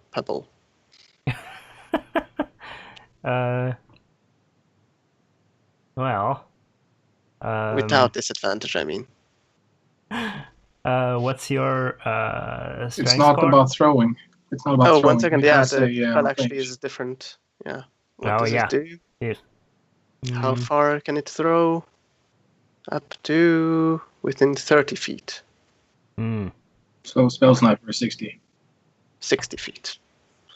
All right, that's not yet in range, so never mind that. All right, so let's do my fun now. I will do mislead, Okay. and my illusory self will just run ahead to be like in front of them, and I will tell them you can pass no further. You shall not pass. Exactly, and I will kind of try to make it intimidating by using my staff to kind of hit the ground as well, just to copy exactly the scene. Sure. Are you There's- using it at full speed? Yep. So it covers 240 feet in 6 seconds. Just, you cannot pass. But I will stop The- before them, so I won't be like passing them and then like going back. Like, wait. Okay, your staff hits the ground, and the army instantly comes to a halt in front of Good. I have an hour to waste their time, so I will go run to the, I mean, how wide is this army? How wide is the area that they kind of encompass? I'm guessing that I ran to the middle of it, but yeah. you. Yeah, it would cover at least like 60 feet or so. Okay. So what maybe is a it? little more than that. Now that I can It's- see through my mislead, what is it composed of, this army? It is at least 10 rows deep of these stone golems marching in formation. Then behind them, further along, are Shade Knights. Hundreds of them marching in formations or smaller formations behind How them. many do I estimate there are from what I can see? Not, I mean, I don't know the exact numbers, but I mean, from what I can see in front of me. From what you can Not see, the golems, that's more, I mean, the big stony guys, that's actually more important for me at the moment. Siege.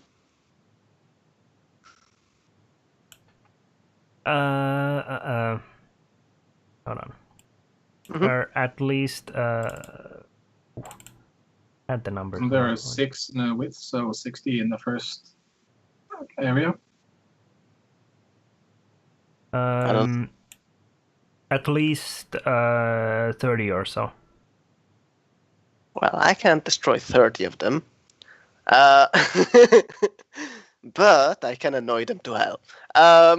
So I will kind of ask them, where's your leader? I wish to speak to your leader for your surrender. And since Quelena feels completely sure because it's an illusion, so they can't hit her.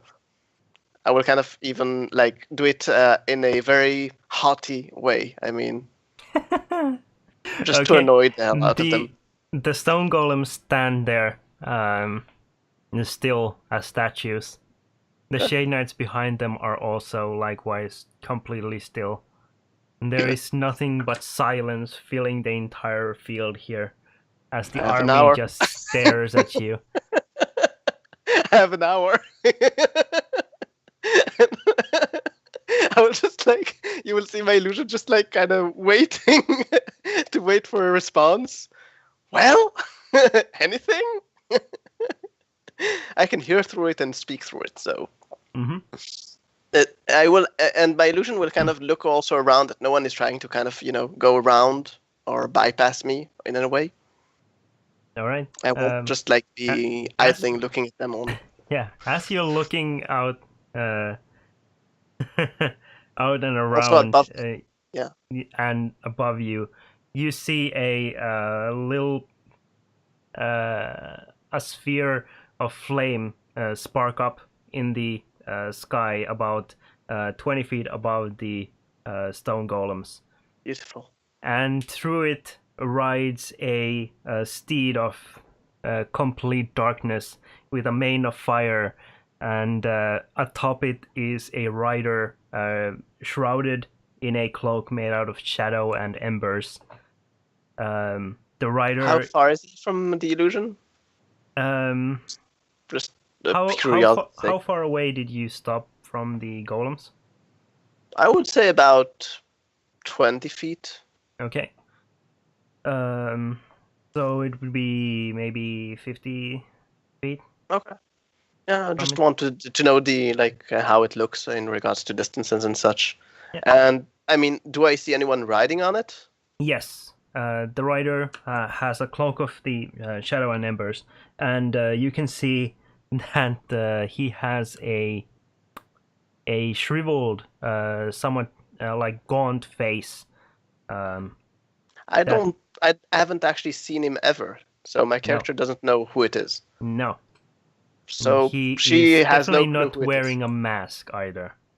No, not only that. I mean, I never actually saw him. Yeah, you have. I never met him in any occasion. So she will kind of ask.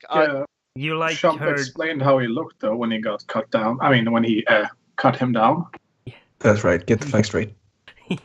Yeah, you heard like some sort of talk from Shump about some sort of a guy in the forest one time. Would I be able to recognize by his descriptions this guy? Just, I mean, my character would actually be able to recognize it because you said that he looks different. So yeah, I'm just asking. The horse definitely seems like what Shump described to you, like a horse with a fiery mane. The rider kind of fits the description, but he's not wearing a skull mask. So 1 second, I just have to check something. Could be the same guy. Could not be. I have a strange idea, and oh god, it might work. Okay. All right, let's have some more fun. And I will kind of look up at him and ask, "Are you the leader?"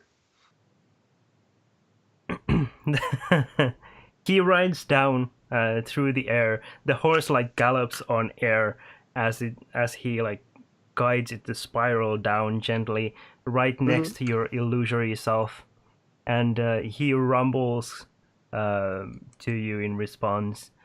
Yes. Well, I am willing to listen to your surrender. You cannot harm me. You have no power here. embodiment of war. And yet you cannot harm me. And I will kind of move my. I mean, I will using the mislead. I will just like kind of move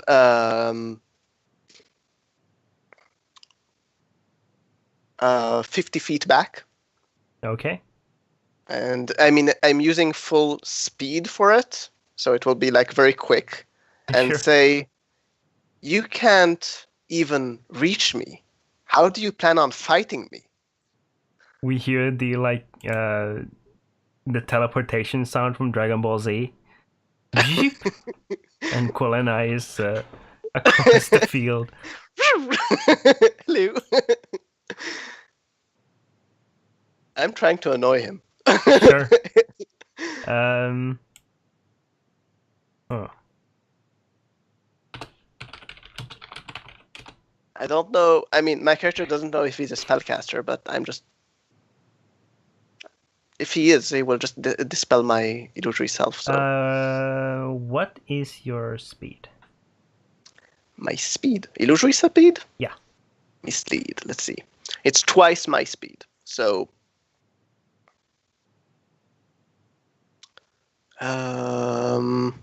I think it's twice my speed. Where is that? Okay, let me just cast it, and that's it. Mislead. You Yeah, can use it your is. action to move your illusory double up to twice your speed. Mm-hmm. Your standard speed is still 30. Yep. And with Actually, that- 1 second. Is it? So Yeah. 60 feet per round. okay. The black mare, the black steed, the figure is riding on, and stands up on its hind legs, and then launches towards you at equal speed. What does dodge give me? Just a question. Dodge Because as an I action. don't know. Yeah. I believe it grants disadvantage on any attacks against you.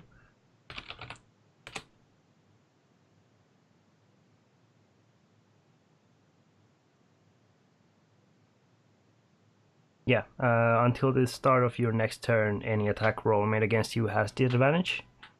If you can see the attacker, and your dexterity saving throws are made with advantage. Would it be a? Would I be able to see from myself the illusory self, from where I am, the illusory self? I would think so, yeah. If you if you were still standing in your spot of where Yeah, you I'm bolted at in them. the Loman's tiny hut, so so I will use my action to use my regular self to change the shape of the illusory self into suddenly being a small pebble on the floor as he attacks. So he will just like reach there and then just wait, what? All right. So through the eyes of your illusory self, you see the rider heading towards you at equal speed as you withdrew from him and the army, and just as he's about to reach you, a pole extends from his hand, and at the tip you see a shadowy blade emerge, and he swipes the air, passing by your illusory or your illusion, and then you hear the horse neighing in this horrendous scream of agony kind of way, almost like a someone screaming while being on fire. That's sort of a like howl of just agony, and And there's a boulder. There's pebble on the floor. and Mordrain turns and groans. I will use now my illusory self and move it 60 feet forward as it is busy like being angry at the air that he doesn't see me anymore. Okay. And then I will switch back to myself and switch it back to full size of me.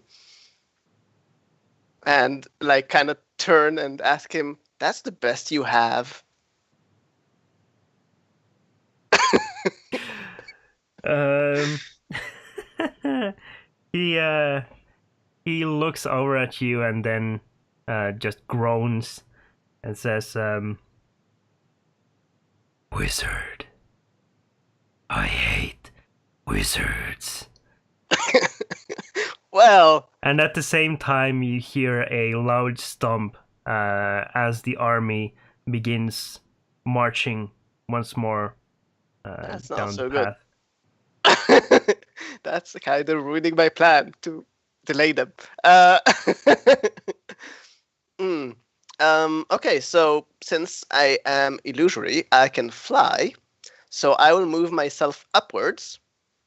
And kind of, since I can't actually touch using my illusory self, I will kind of fly close enough to the giant to kind of annoy him. Just to kind of be in front of his face as he tries to kind of swat me away. I'm guessing he will try maybe. And I will just leave my illusory self there. I mean, and then I will switch back to myself once that is happening. Okay.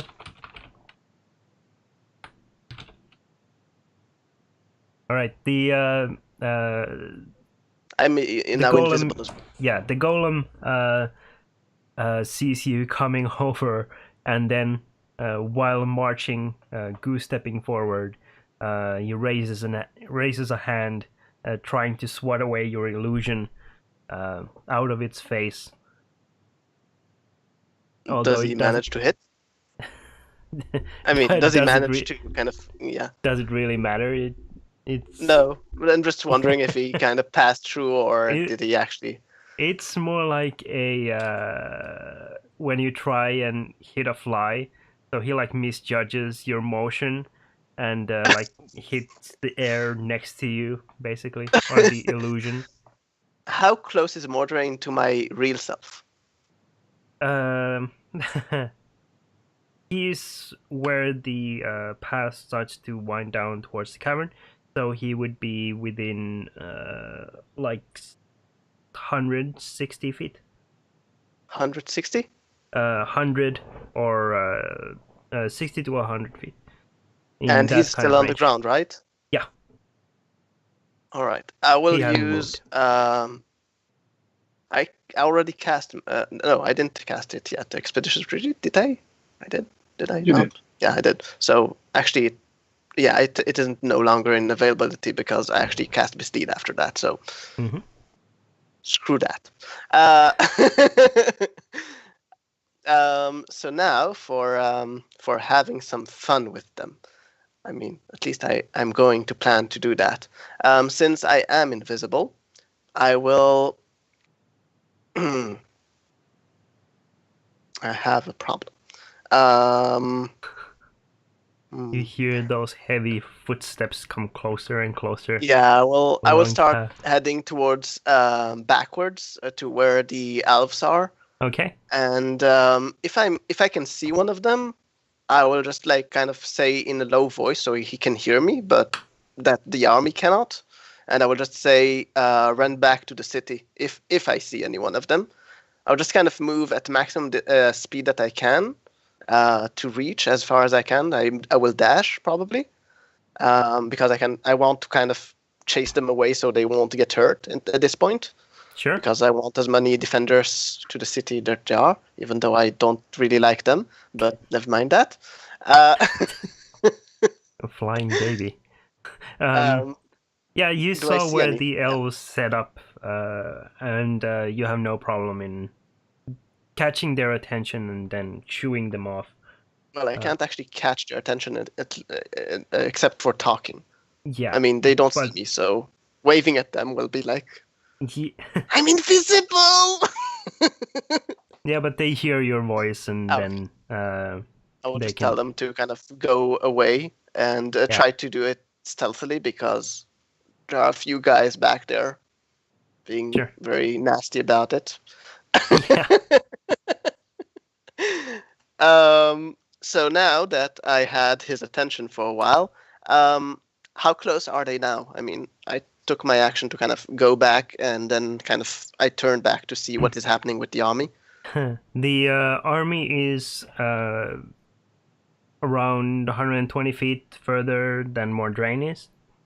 They are closing the distance faster now than they were before. 1 second, Mordrain is not advancing? No, Mordrain is staying where he is, for now at least. Fudge him. That's rude. I was planning on him being first. I will go.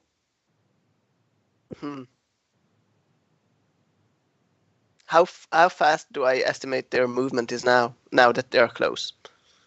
I mean, I'm guessing now I have a reference to it. Yeah. Also, I was very close to them using my illusory self. Approximately. I mean, again, it's an estimate. So. Yeah. They are moving at a roughly like 15 miles an hour or so. That doesn't tell me how many feet. No, but that's yeah. And miles. Come on, man. 15 miles an hour? They're dashing towards you. They are moving at like 60-ish feet per round. And Mordrain is advancing, or is he just no, standing? He is waiting. He is sitting atop his horse. If I move forward the 60 feet, would I be able to be within... No, actually, he's too far, isn't he? Would I be able to be within 50 feet of him? Not with just one dash, no. Okay, so I will prepare an action.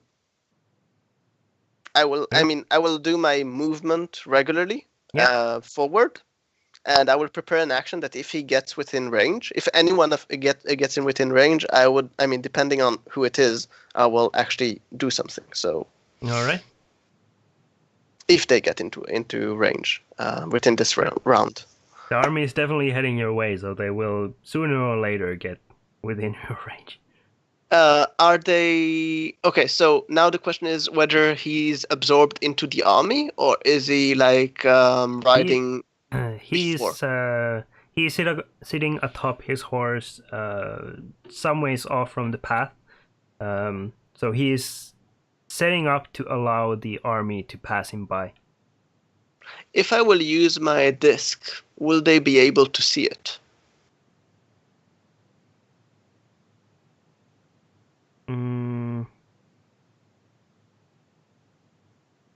Probably.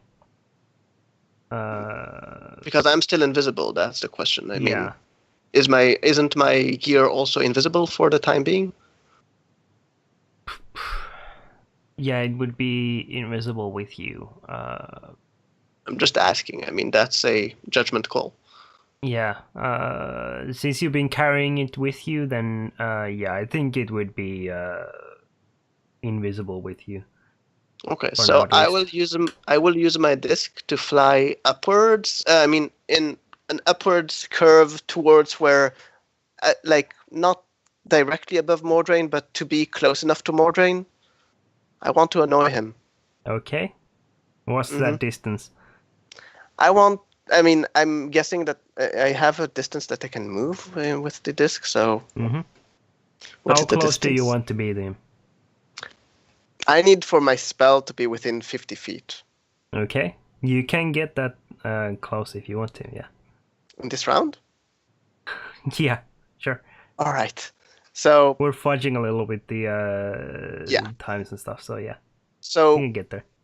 Action... I will do...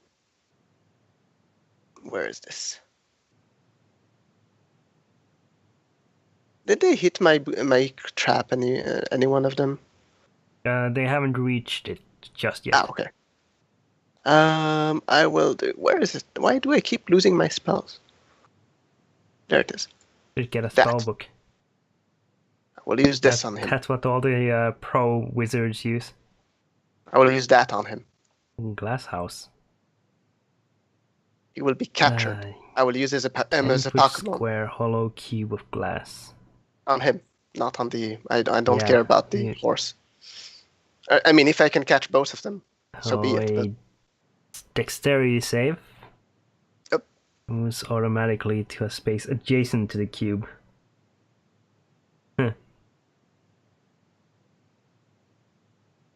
All right. Cool. I'm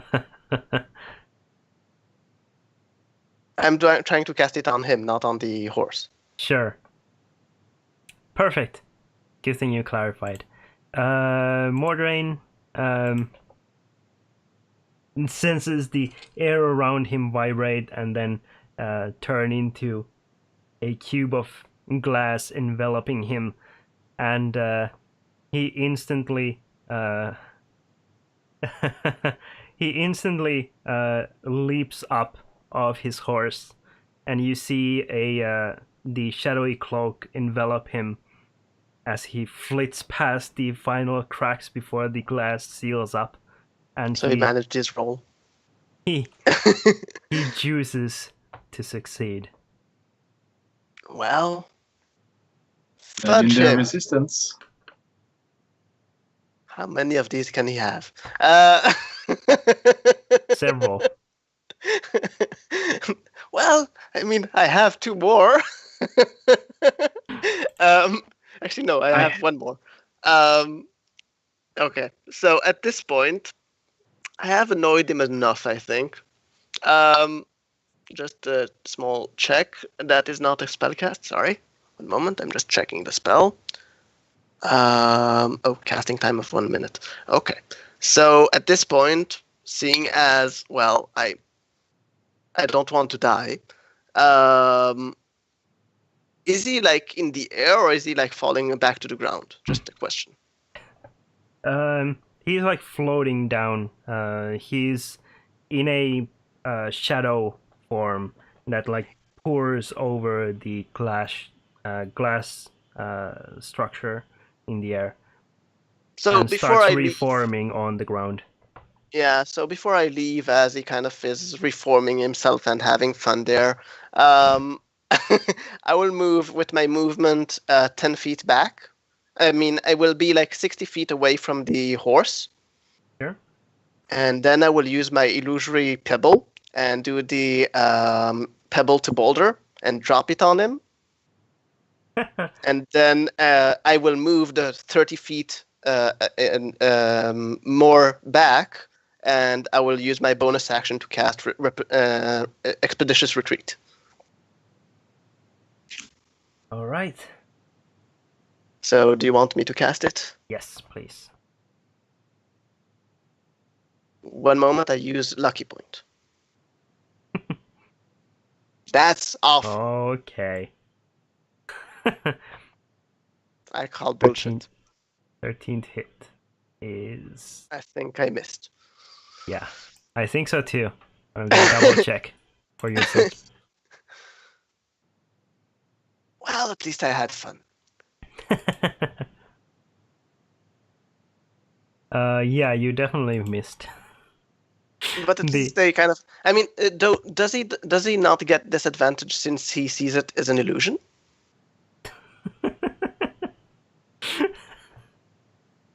Yeah, he is convinced it's an illusion, unless he does a check against it. I mean, he has seen me as an illusion earlier. That doesn't change the fact that you threw it off the target. Yeah, but won't I get advantage in that regard? I'm just using asking. a lucky point is technically that. Yeah. Yeah, but I mean, that was me using my lucky point. But don't I get an advantage since he's not trying to avoid it? I'm just asking. No. Okay. No, you would have had to argue that before the fact. No, I'm just trying to. I mean, it won't actually kill him, that I'm sure, but I mean, it was just to annoy him. I'm inclined to give it to you because you're soloing more drain right now, but no. You're not getting advantage. Yeah, I didn't think that I will kill him. I was just like, I mean, I told you in advance I'm trying to annoy him to hell. Yeah. Uh, That's definitely will- annoying though, considering a pebble just landed and then smashed down as a boulder onto the Illusion ground, boulder, or it's what very they can see close. as an illusion. Yeah. He reforms from his shadow form and just looks over at the boulder. Part of his cloak is stuck Wizards. underneath it. Literally Doesn't just he- tiniest part of his cloak underneath the boulder. At this point, my character will try to, as fast as possible, find ground as far as possible from them, Okay. and then just use mislead. And to just confuse them, I will move at my regular dashing speed with my illusory self, and move like if I'm trying to run away from them. Okay. But to the other, I mean, I will kind of run to instead of towards Nightstone, I will just like run to the side. I mean, so you're just going to use mislead to mislead? yes, I want them to think that I'm running away, and then actually, I will run away, but I want to be safe as I do it. Okay. You see Mordrain mounting back up while the army marches down past your charge boulder. I think that's the one that was set up as a trap. Yeah. One of the golems reaches down to move the boulder, planting a large hand on top of it and lifting it up. Why doesn't it do damage? Father's sakes. 1 second, I'll roll the damage. Sure. He rolls for half damage. Yeah, this is the one that's been peppered so far by your firebolts. It's the same one the whole time. Poor guy. Poor guy. Doesn't he has a bad day today? Yeah. I started my day killing some elves, and then suddenly there was this That's annoying fireball that hit me. 33 damage to him. And then there was a fireball that hit me, and now there's a small boulder that just electrocuted me. For God's sakes!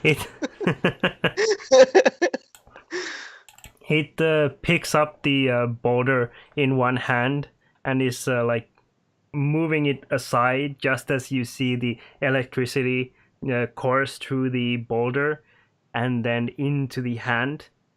And Yeah. you see the arm reaching out to set the boulder down as the hand crumbles, and then the forearm crumbles as well. And the boulder smashes onto the ground by the path, leaving the golem standing there, looking at its hand severed, like from here onward. Does he seem happy about it? There is no expression change on the golem's face. Does it grow back, or does it just stay like that? It stays Does like the hand that. now have okay, so he The will live golem- as a stump one. The golem lowers its hand and then turns back to keep goose-stepping down the path. All right. At Back this in point, formation. I will start dashing. Through I the mean, snow. well, no, I will use an expeditious retreat, another one. There. Actually, I can't. No, I won't do And- that because then I'm invisible again. So never mind that. Yeah. I won't do that. I will start like just running back. Sure. Yeah.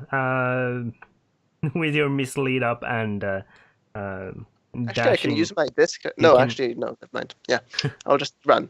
Yeah, you can definitely run away from the army. It does not seem inclined to chase after you or your illusory self. Mordrain either. How long would it take them to get to the city? It'll take at their current speed at least like day? 6 hours, 8 hours. Well, shit. All right. Well, I will get back to the city Sure. as fast as I Yeah. can. You run back down to Nightstone. Yep. Meanwhile, in Mintar, Chump, you've been back in town for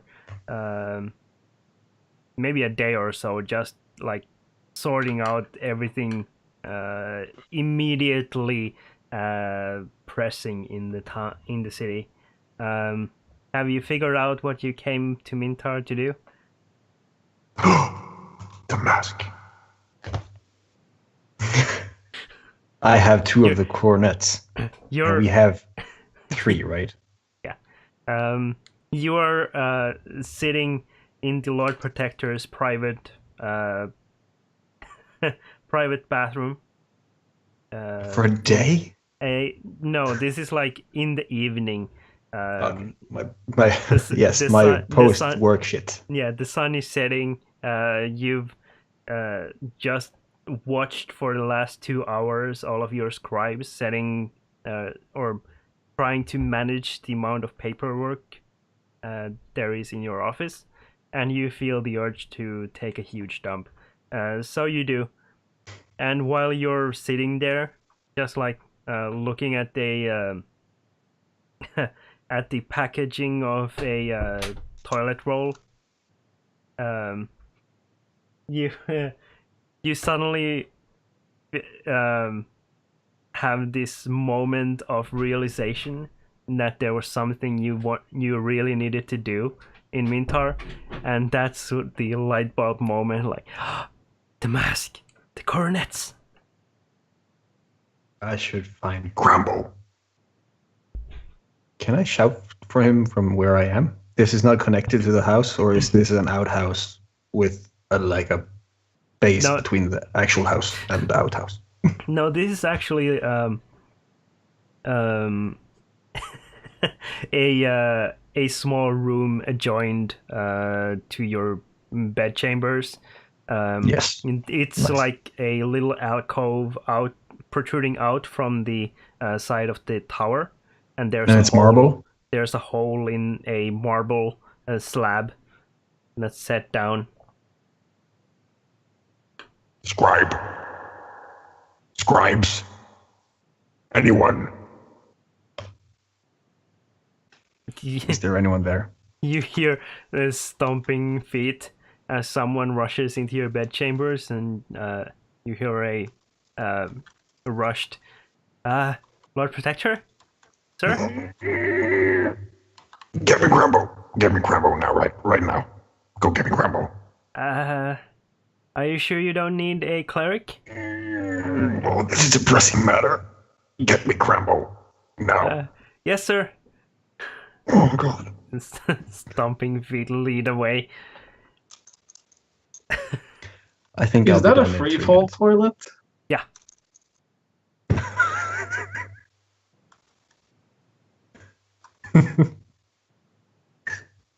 Nice. It's Only the best for Lord Protector. Well, of course. I mean, I've earned it.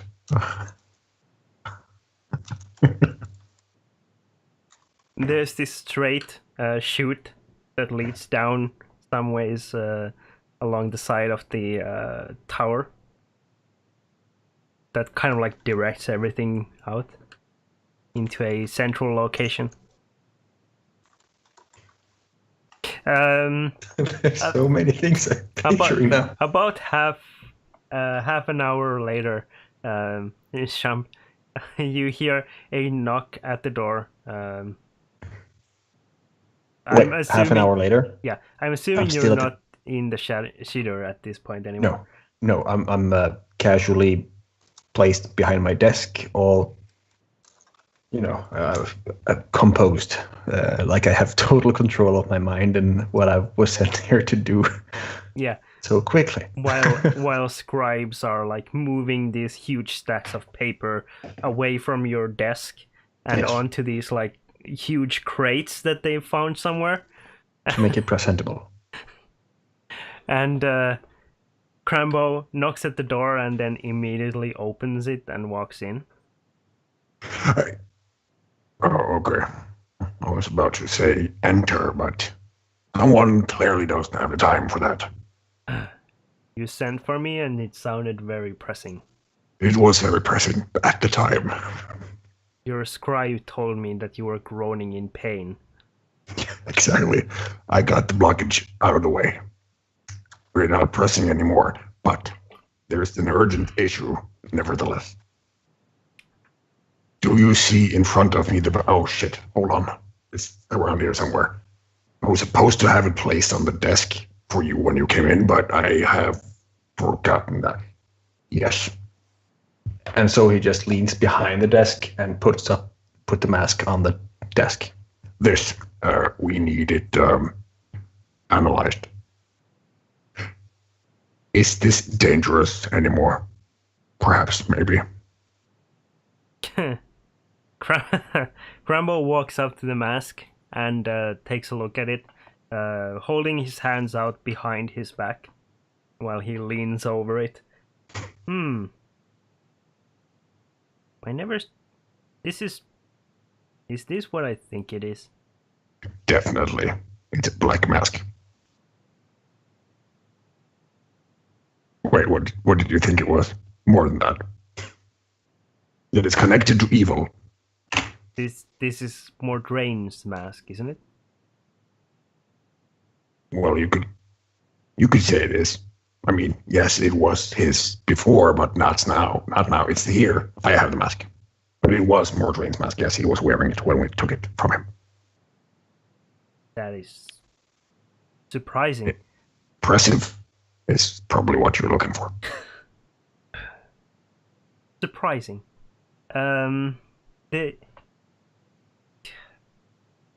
Yes, I know what it does. In essence, yeah. It bonds with the wearer. It is an ancient artifact, and it has been used in many a death cult before to avoid the need for rest, food, air, and sleep even. So what you're telling me is, if I connect this with the shard and make it whole again, I don't have to sleep to get through this paperwork? Because it's getting daunting. I mean, there's a lot of paperwork. Yes. Nice. You would still need to rest in order to recover any magic you might have used. But I'm not magic. Kind of I just don't need to sleep to work. Also, yes, I have this jar with a shard in it, and it's trying to get with the mask.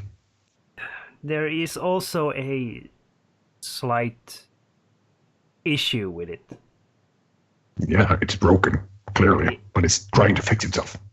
That is not the issue. The issue is that it becomes near permanently attached to the wearer.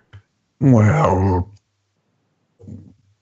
Mordrain was using it, and it's now on my desk.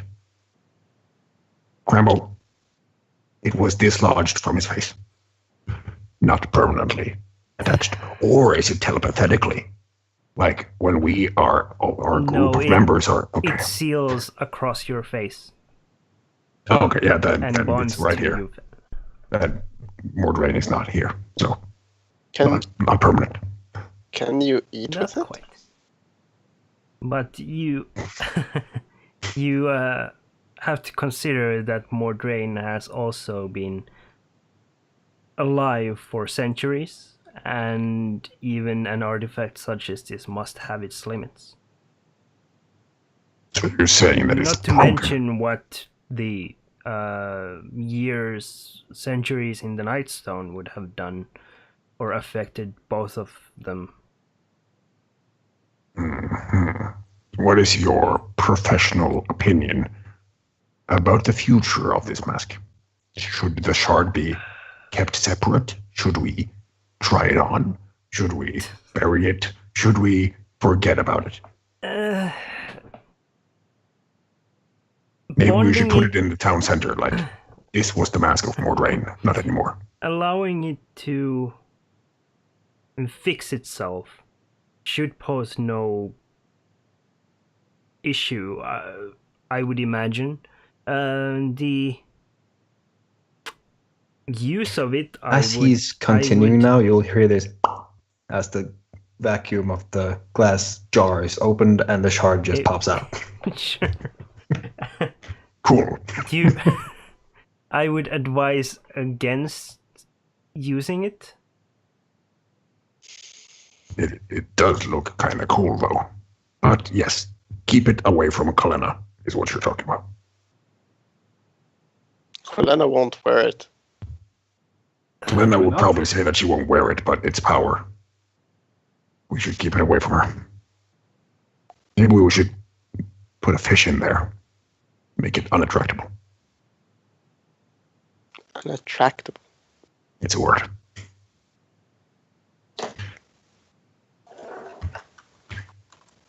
So we shouldn't do anything about this mask then, other than not use it.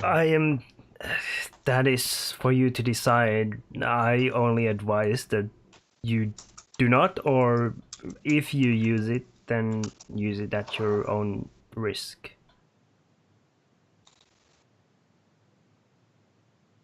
I see. I am unsure what other effects it would have. I know it bonds permanently with the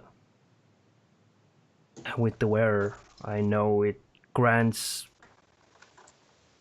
the ability to ignore basic requirements for sustenance. It might I even already have these elongate two your cornets, so I life. don't need it. It might even elongate your life, but that is, I would say do not use it. Then I shall not use it. Also, we now have 3 cornets. What should we do with that? About them? Ah, good. Well, we can easily combine them.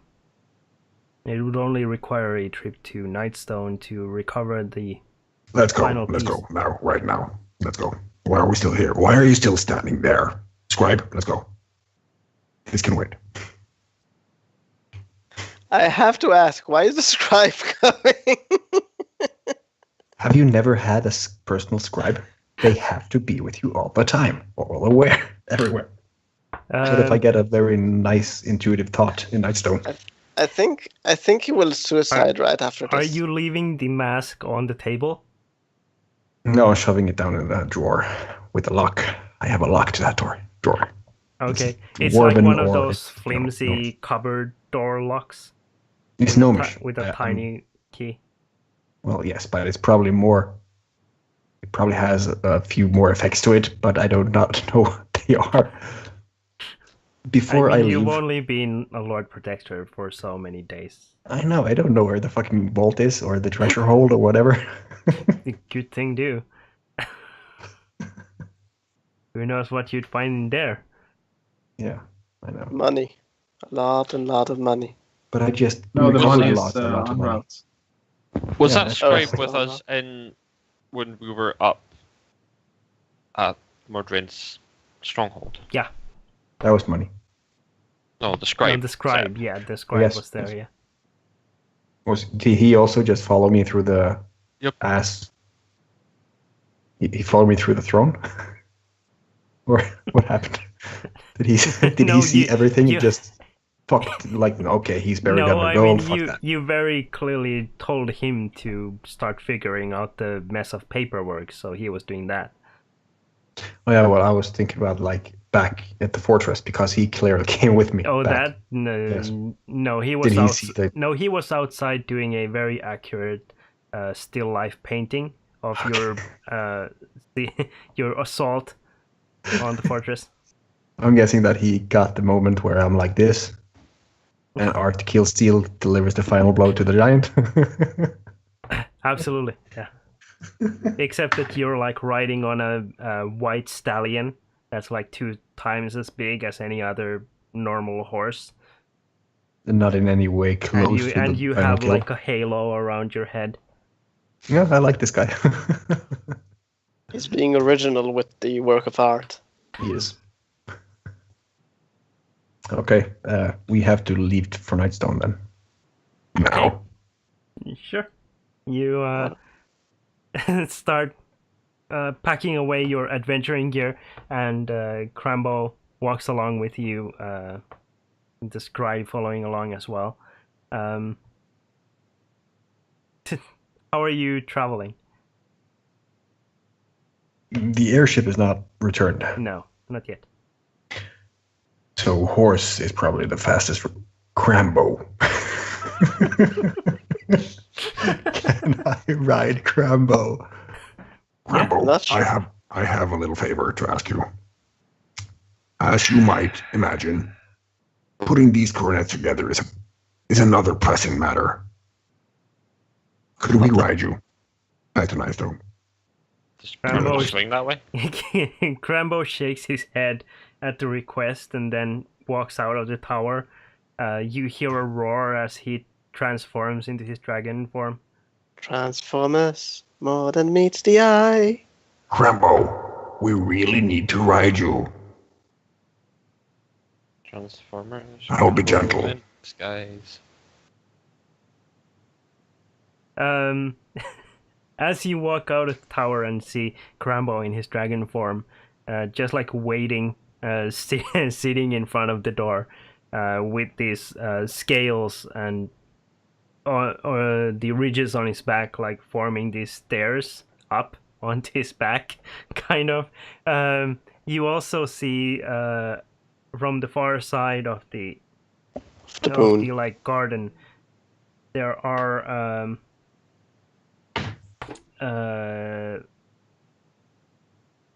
three figures walking in. One of them is one of the blue cloaks escorting the other two, and they are heading straight for you. They're going to attack you. Blue cloaks escorting the other two. What? Yeah, two other figures. They are dressed in very grungy clothing, to say the least. They appear to be likely peasants. But the one of them has this like necklace made out of like iron chain around his neck, and then on the center there is a large circular gold-plated emblem of some kind. Either this is a medieval rapper or he is some person of interest. Yeah, he has like a clock face etched to the. Yeah.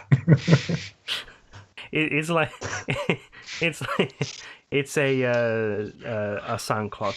So there's like this little pole at the middle, and it changes according To the time of day. Yeah.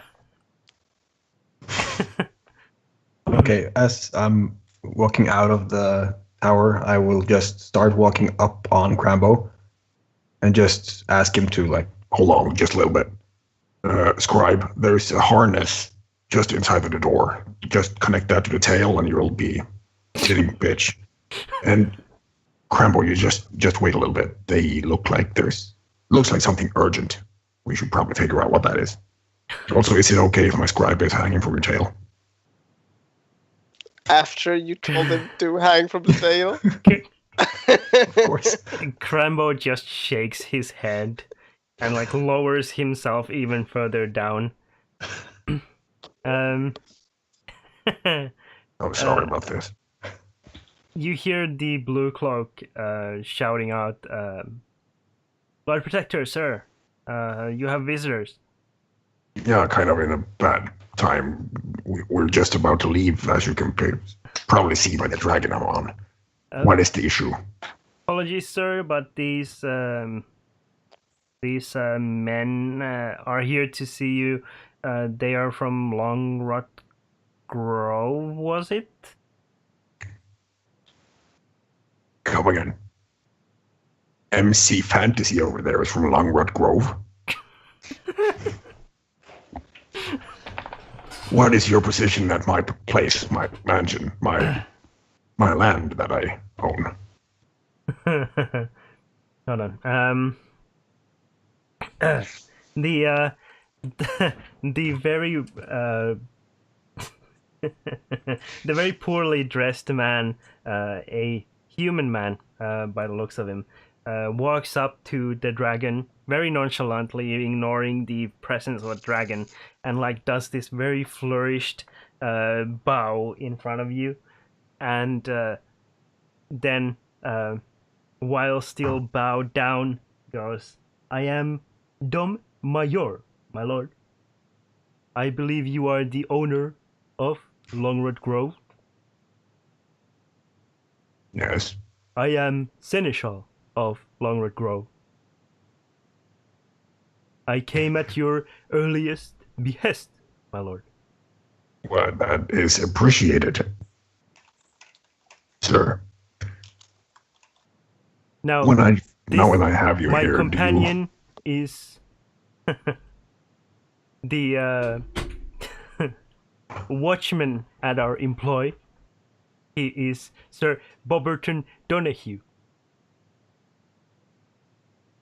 He is our loyal and very well trusted watchman.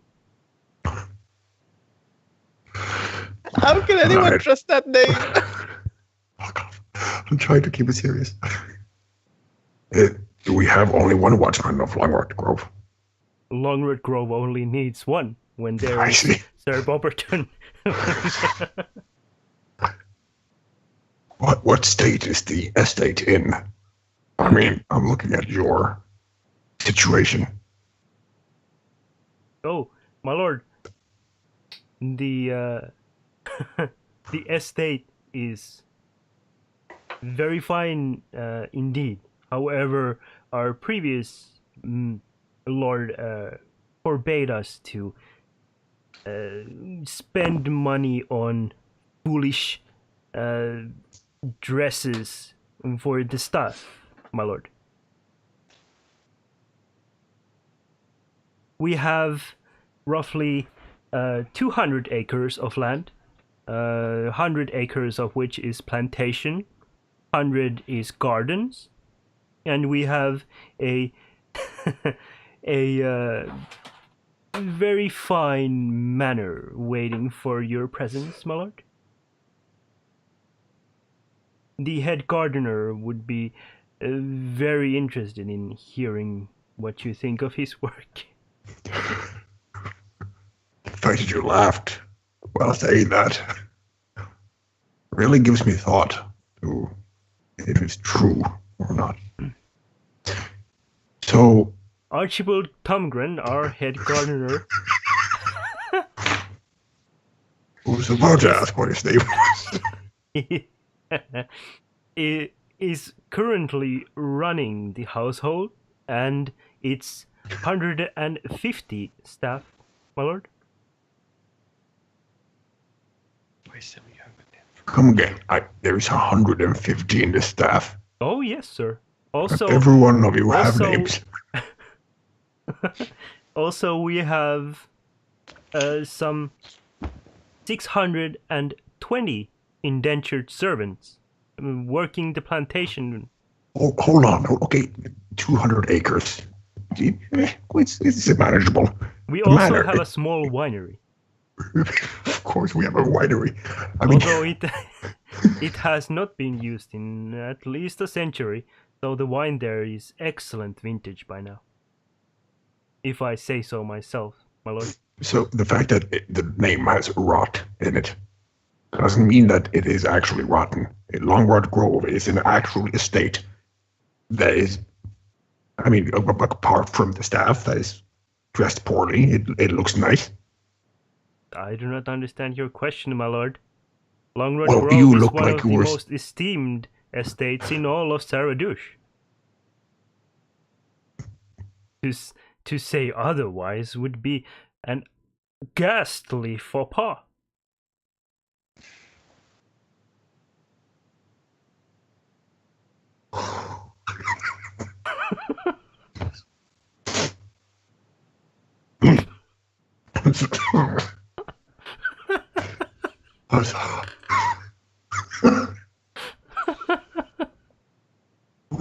I'm sorry, I'm just Fucking hell. I'm not used to speaking with fine people as yourself, of your stature, Oh, my deepest and your thanks, my way of lord. and your way of talking and speaking and mannerisms. Mannerisms. Do you want to accompany us to Crambo? Do you have room for 2 more?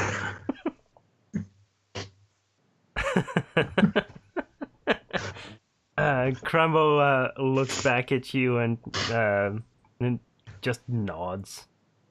Cool. Of course, Get he up. has. We have More, of course, he has more space. pressing matters.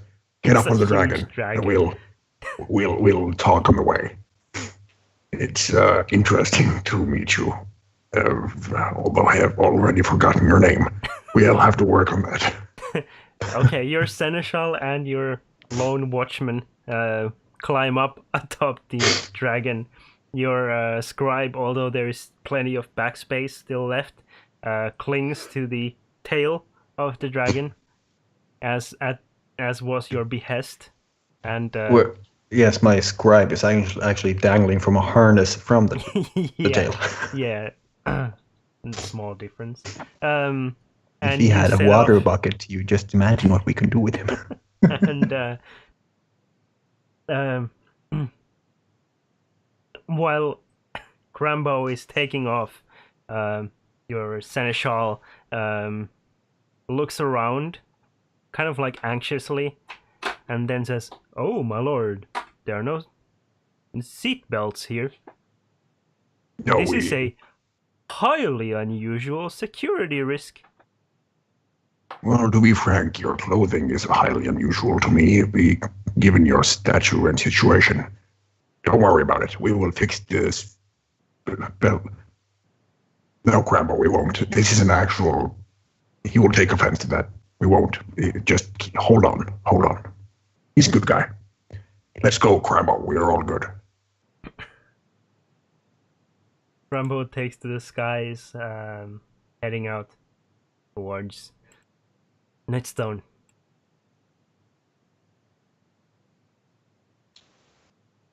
Kothar, Rohirden, Yes. you are following the trail of destruction left in the wake of the Well, army. not Well, really. We're following the river. yes. After we follow the trail of destruction. Yeah, well, it's kind of the same difference. You see littered ahead of you occasionally these clusters of shade knights and wood elves.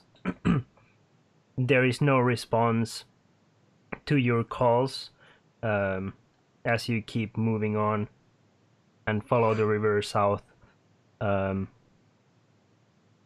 About a day after leaving Thornwood itself, without any sign of the army itself or the wood elves, you come across a scene of 2 large trees that seem to have limbs sprouted from them, splayed across the path, or like right next to the path, and next to them, piled up, at least a dozen wood elves on either side. All of them assembled against the treants, like a warning of sorts. They have definitely been put on display.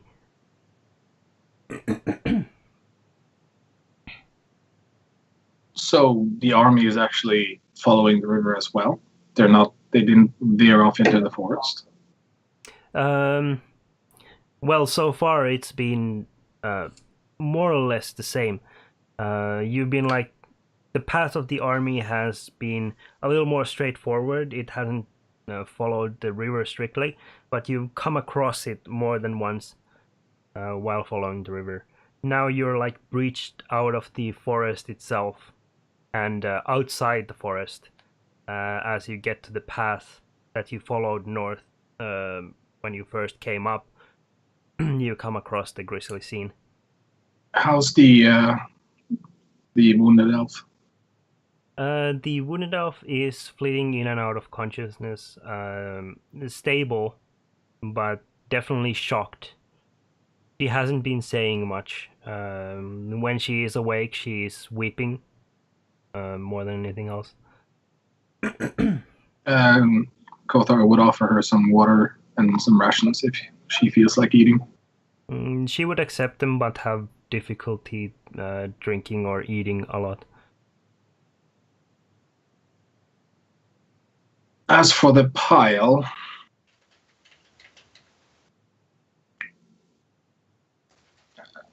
in a religious view, would that be considered a form of desecration? Kind of. Yes. Yeah, it's... Yeah, it definitely would be a form of desecration. I believe if you're putting bodies on display. Mm-hmm. It's in some way similar to crucifixion or putting heads on spikes. That sort of. I look at the Reherden and we're pressed for time, but should we do something about this before we move on? How many bodies was it? A dozen on either side of the path, and a tree ant on either side as well. Tree ant would naturally decay into the earth on its own, being a tree. Well, the bodies would too, but ideally we'd probably take the bodies down. I could probably make a mass grave at least. Funeral pyre, possibly? No, Well, these are wood elves. nature. They would not want to be burned. Their remains should go back to the earth, I think. But I can use... You've seen the hand I've summoned several times. Yeah, the hand. I can use that to scoop out a large ditch at least, so we can return them to the earth. Okay. I'll set about taking the bodies down from the tree ants. Whilst you dig that. Yep. So we'll spend some time doing that. All right. Sure. This egg. So, you spend some time making sure that the elves are tended to and buried with at least some sort of rites spoken on their behalf. Yeah, would be to Coralon. Yeah, I'd leave the rights to Kothar. Sure. He knows what religion they're more likely to be following. Yeah. They wouldn't necessarily only... The Elven Pantheon is large, but Coralon is considered the father of all.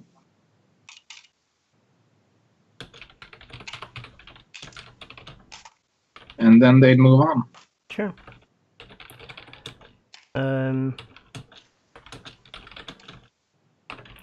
So, you move on after the rites have been spoken and you close up the grave. About... What is that? You ride hard, right? Yeah. So 70? yeah, S-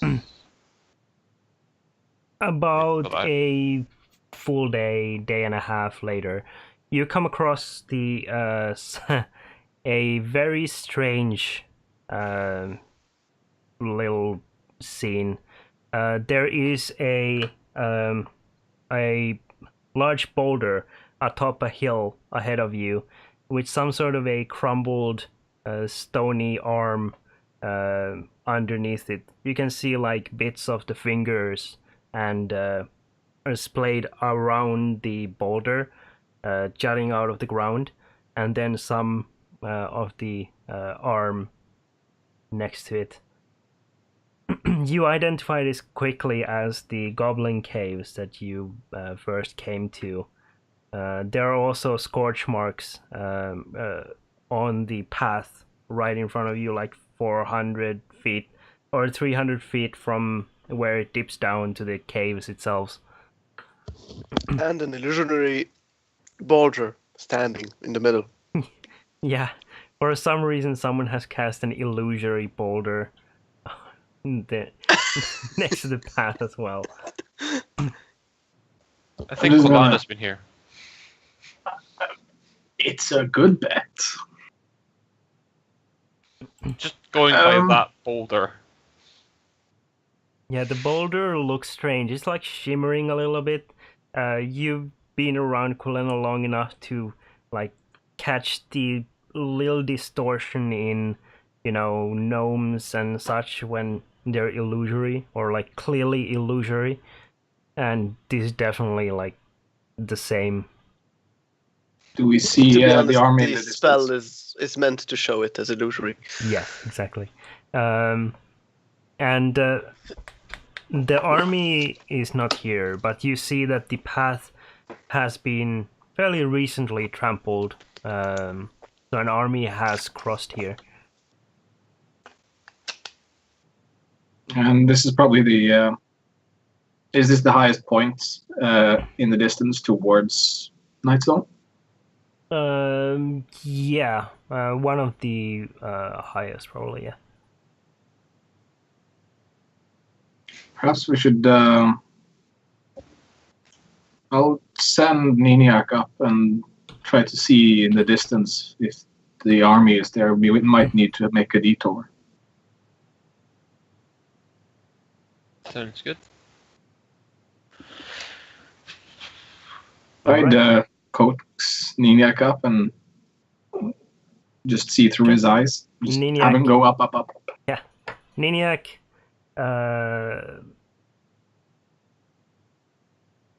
uncoils itself from around your neck and takes to the air, flying up high enough that it can see into the distant south, past the horizon.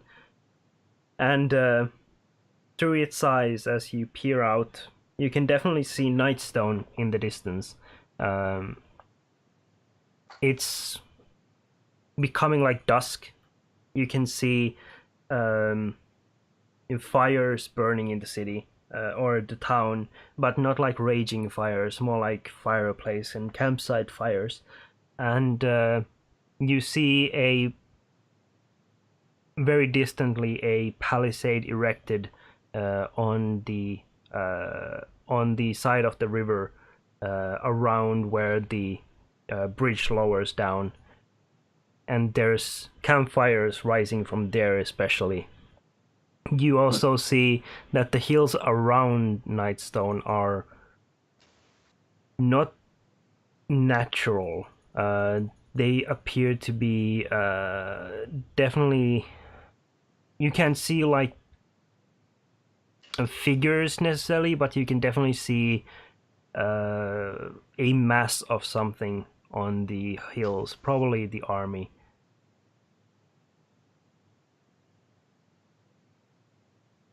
Maybe we should cross the river and venture further on that side.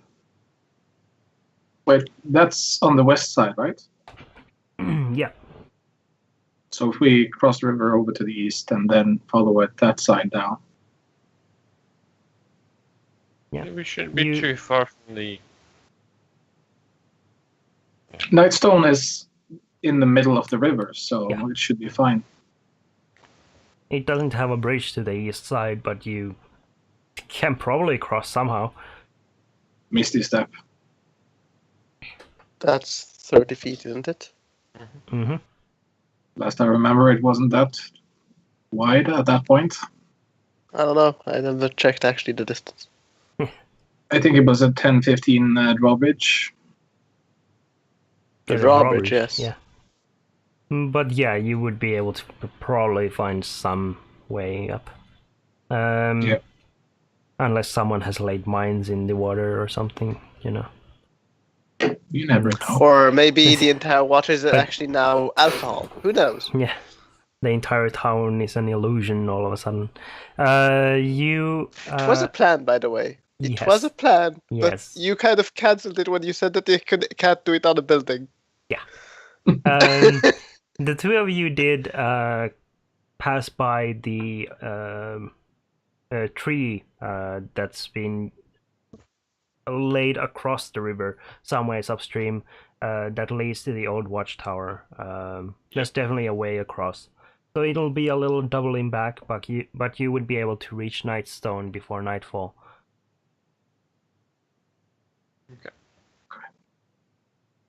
Yep. We try to get to the opposite side of it then, from where the entrance is. Sure. Okay. You ride off to Into the night. yes, into the night to cross the river and then head south. There's a big heart above them, kind of. We As the frame kind of zooms out, and Yeah. you can see the heart kind of shrinking. The final shot we're gonna have today is of Crambo flying. It is like morning hours ish. As Crambo breaches down through the cloud top. Seneschal Dom Mayor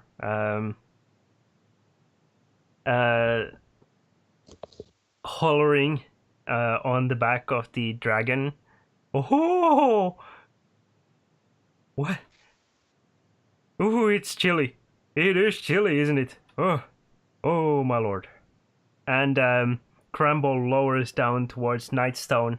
In the distance, an army marching down south towards Nightstone, and a few figures running down and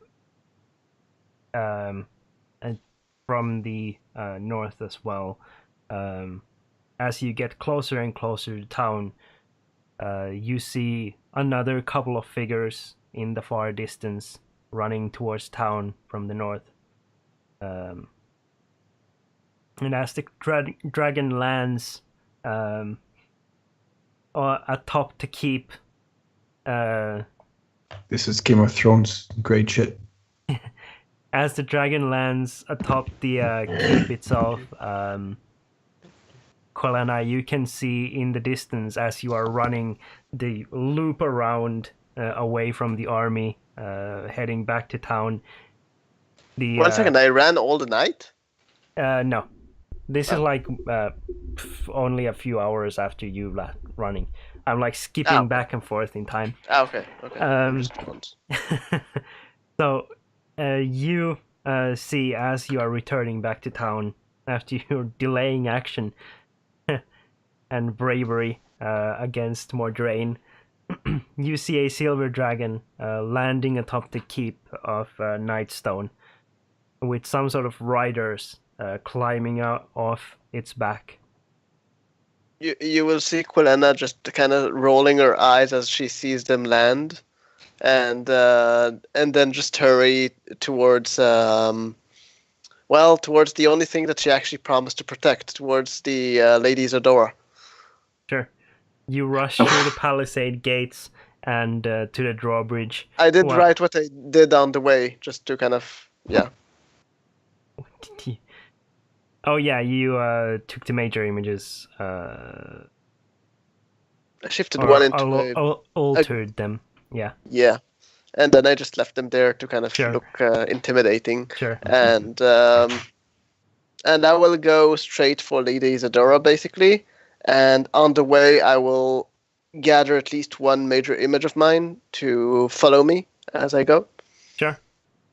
At the same time as you are rushing through town to Lady Isadora, you clamber down off of Crambo, and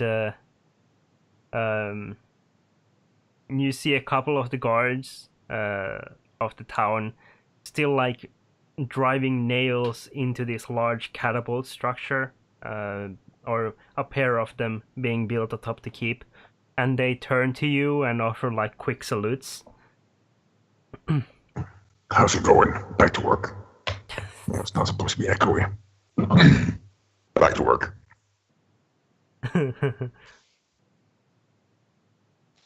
Wait, I'm not Dom blood sticks protector here. around,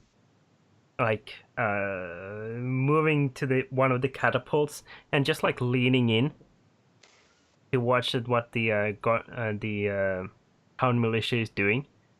Oh, how quaint! We have gnomish work. And then he just like takes a couple of quick steps back and turns back to hurry after you into the keep. I hope you're getting some value from this trip.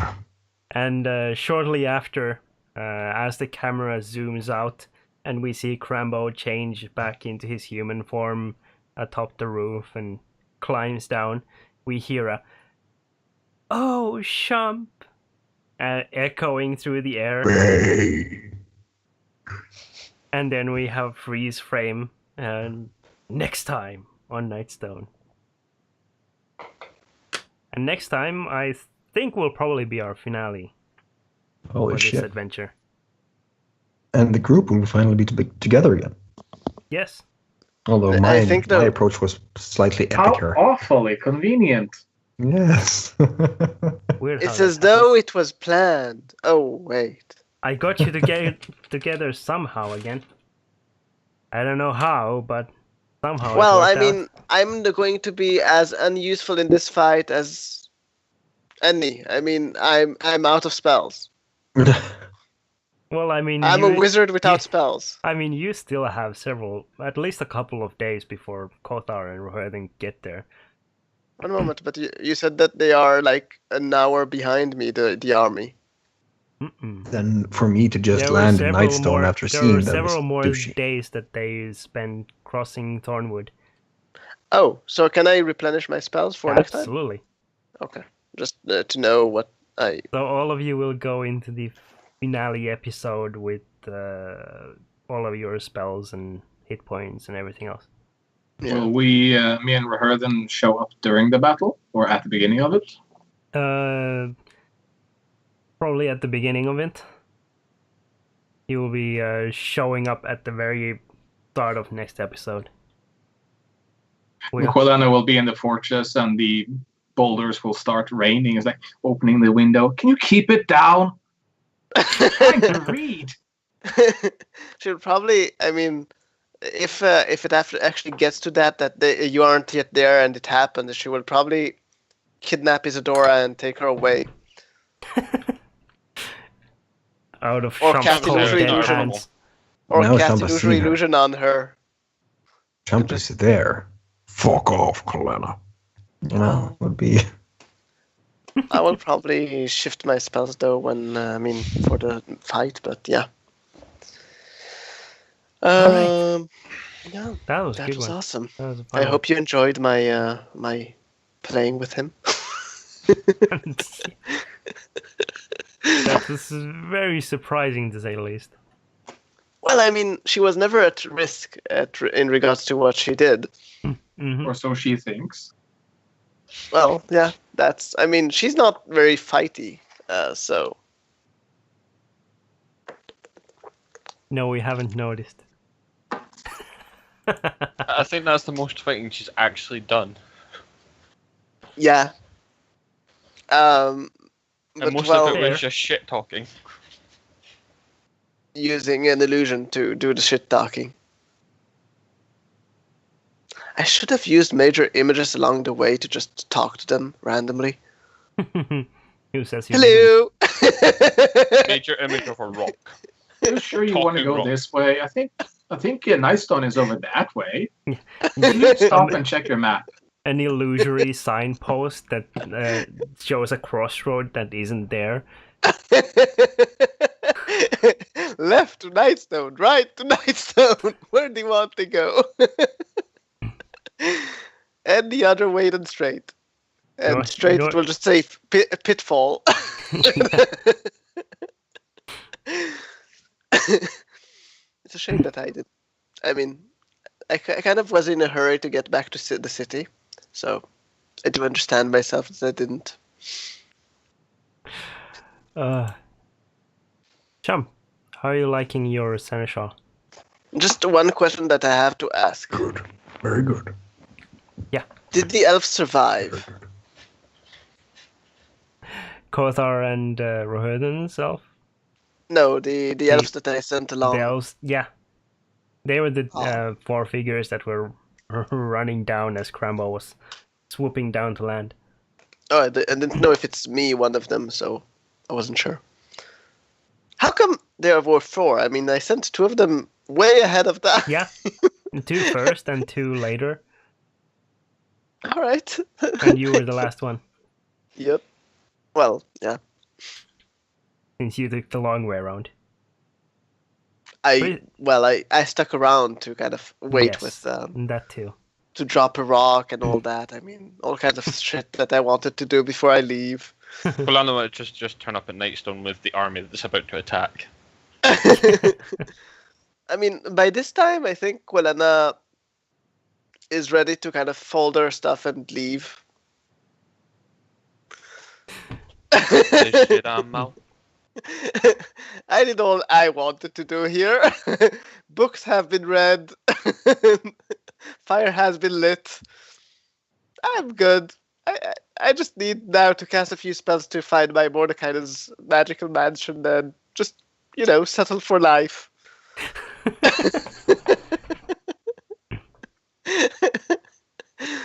I look forward to finding out what's going to happen to the injured elf. She's going to become Hey. your lover.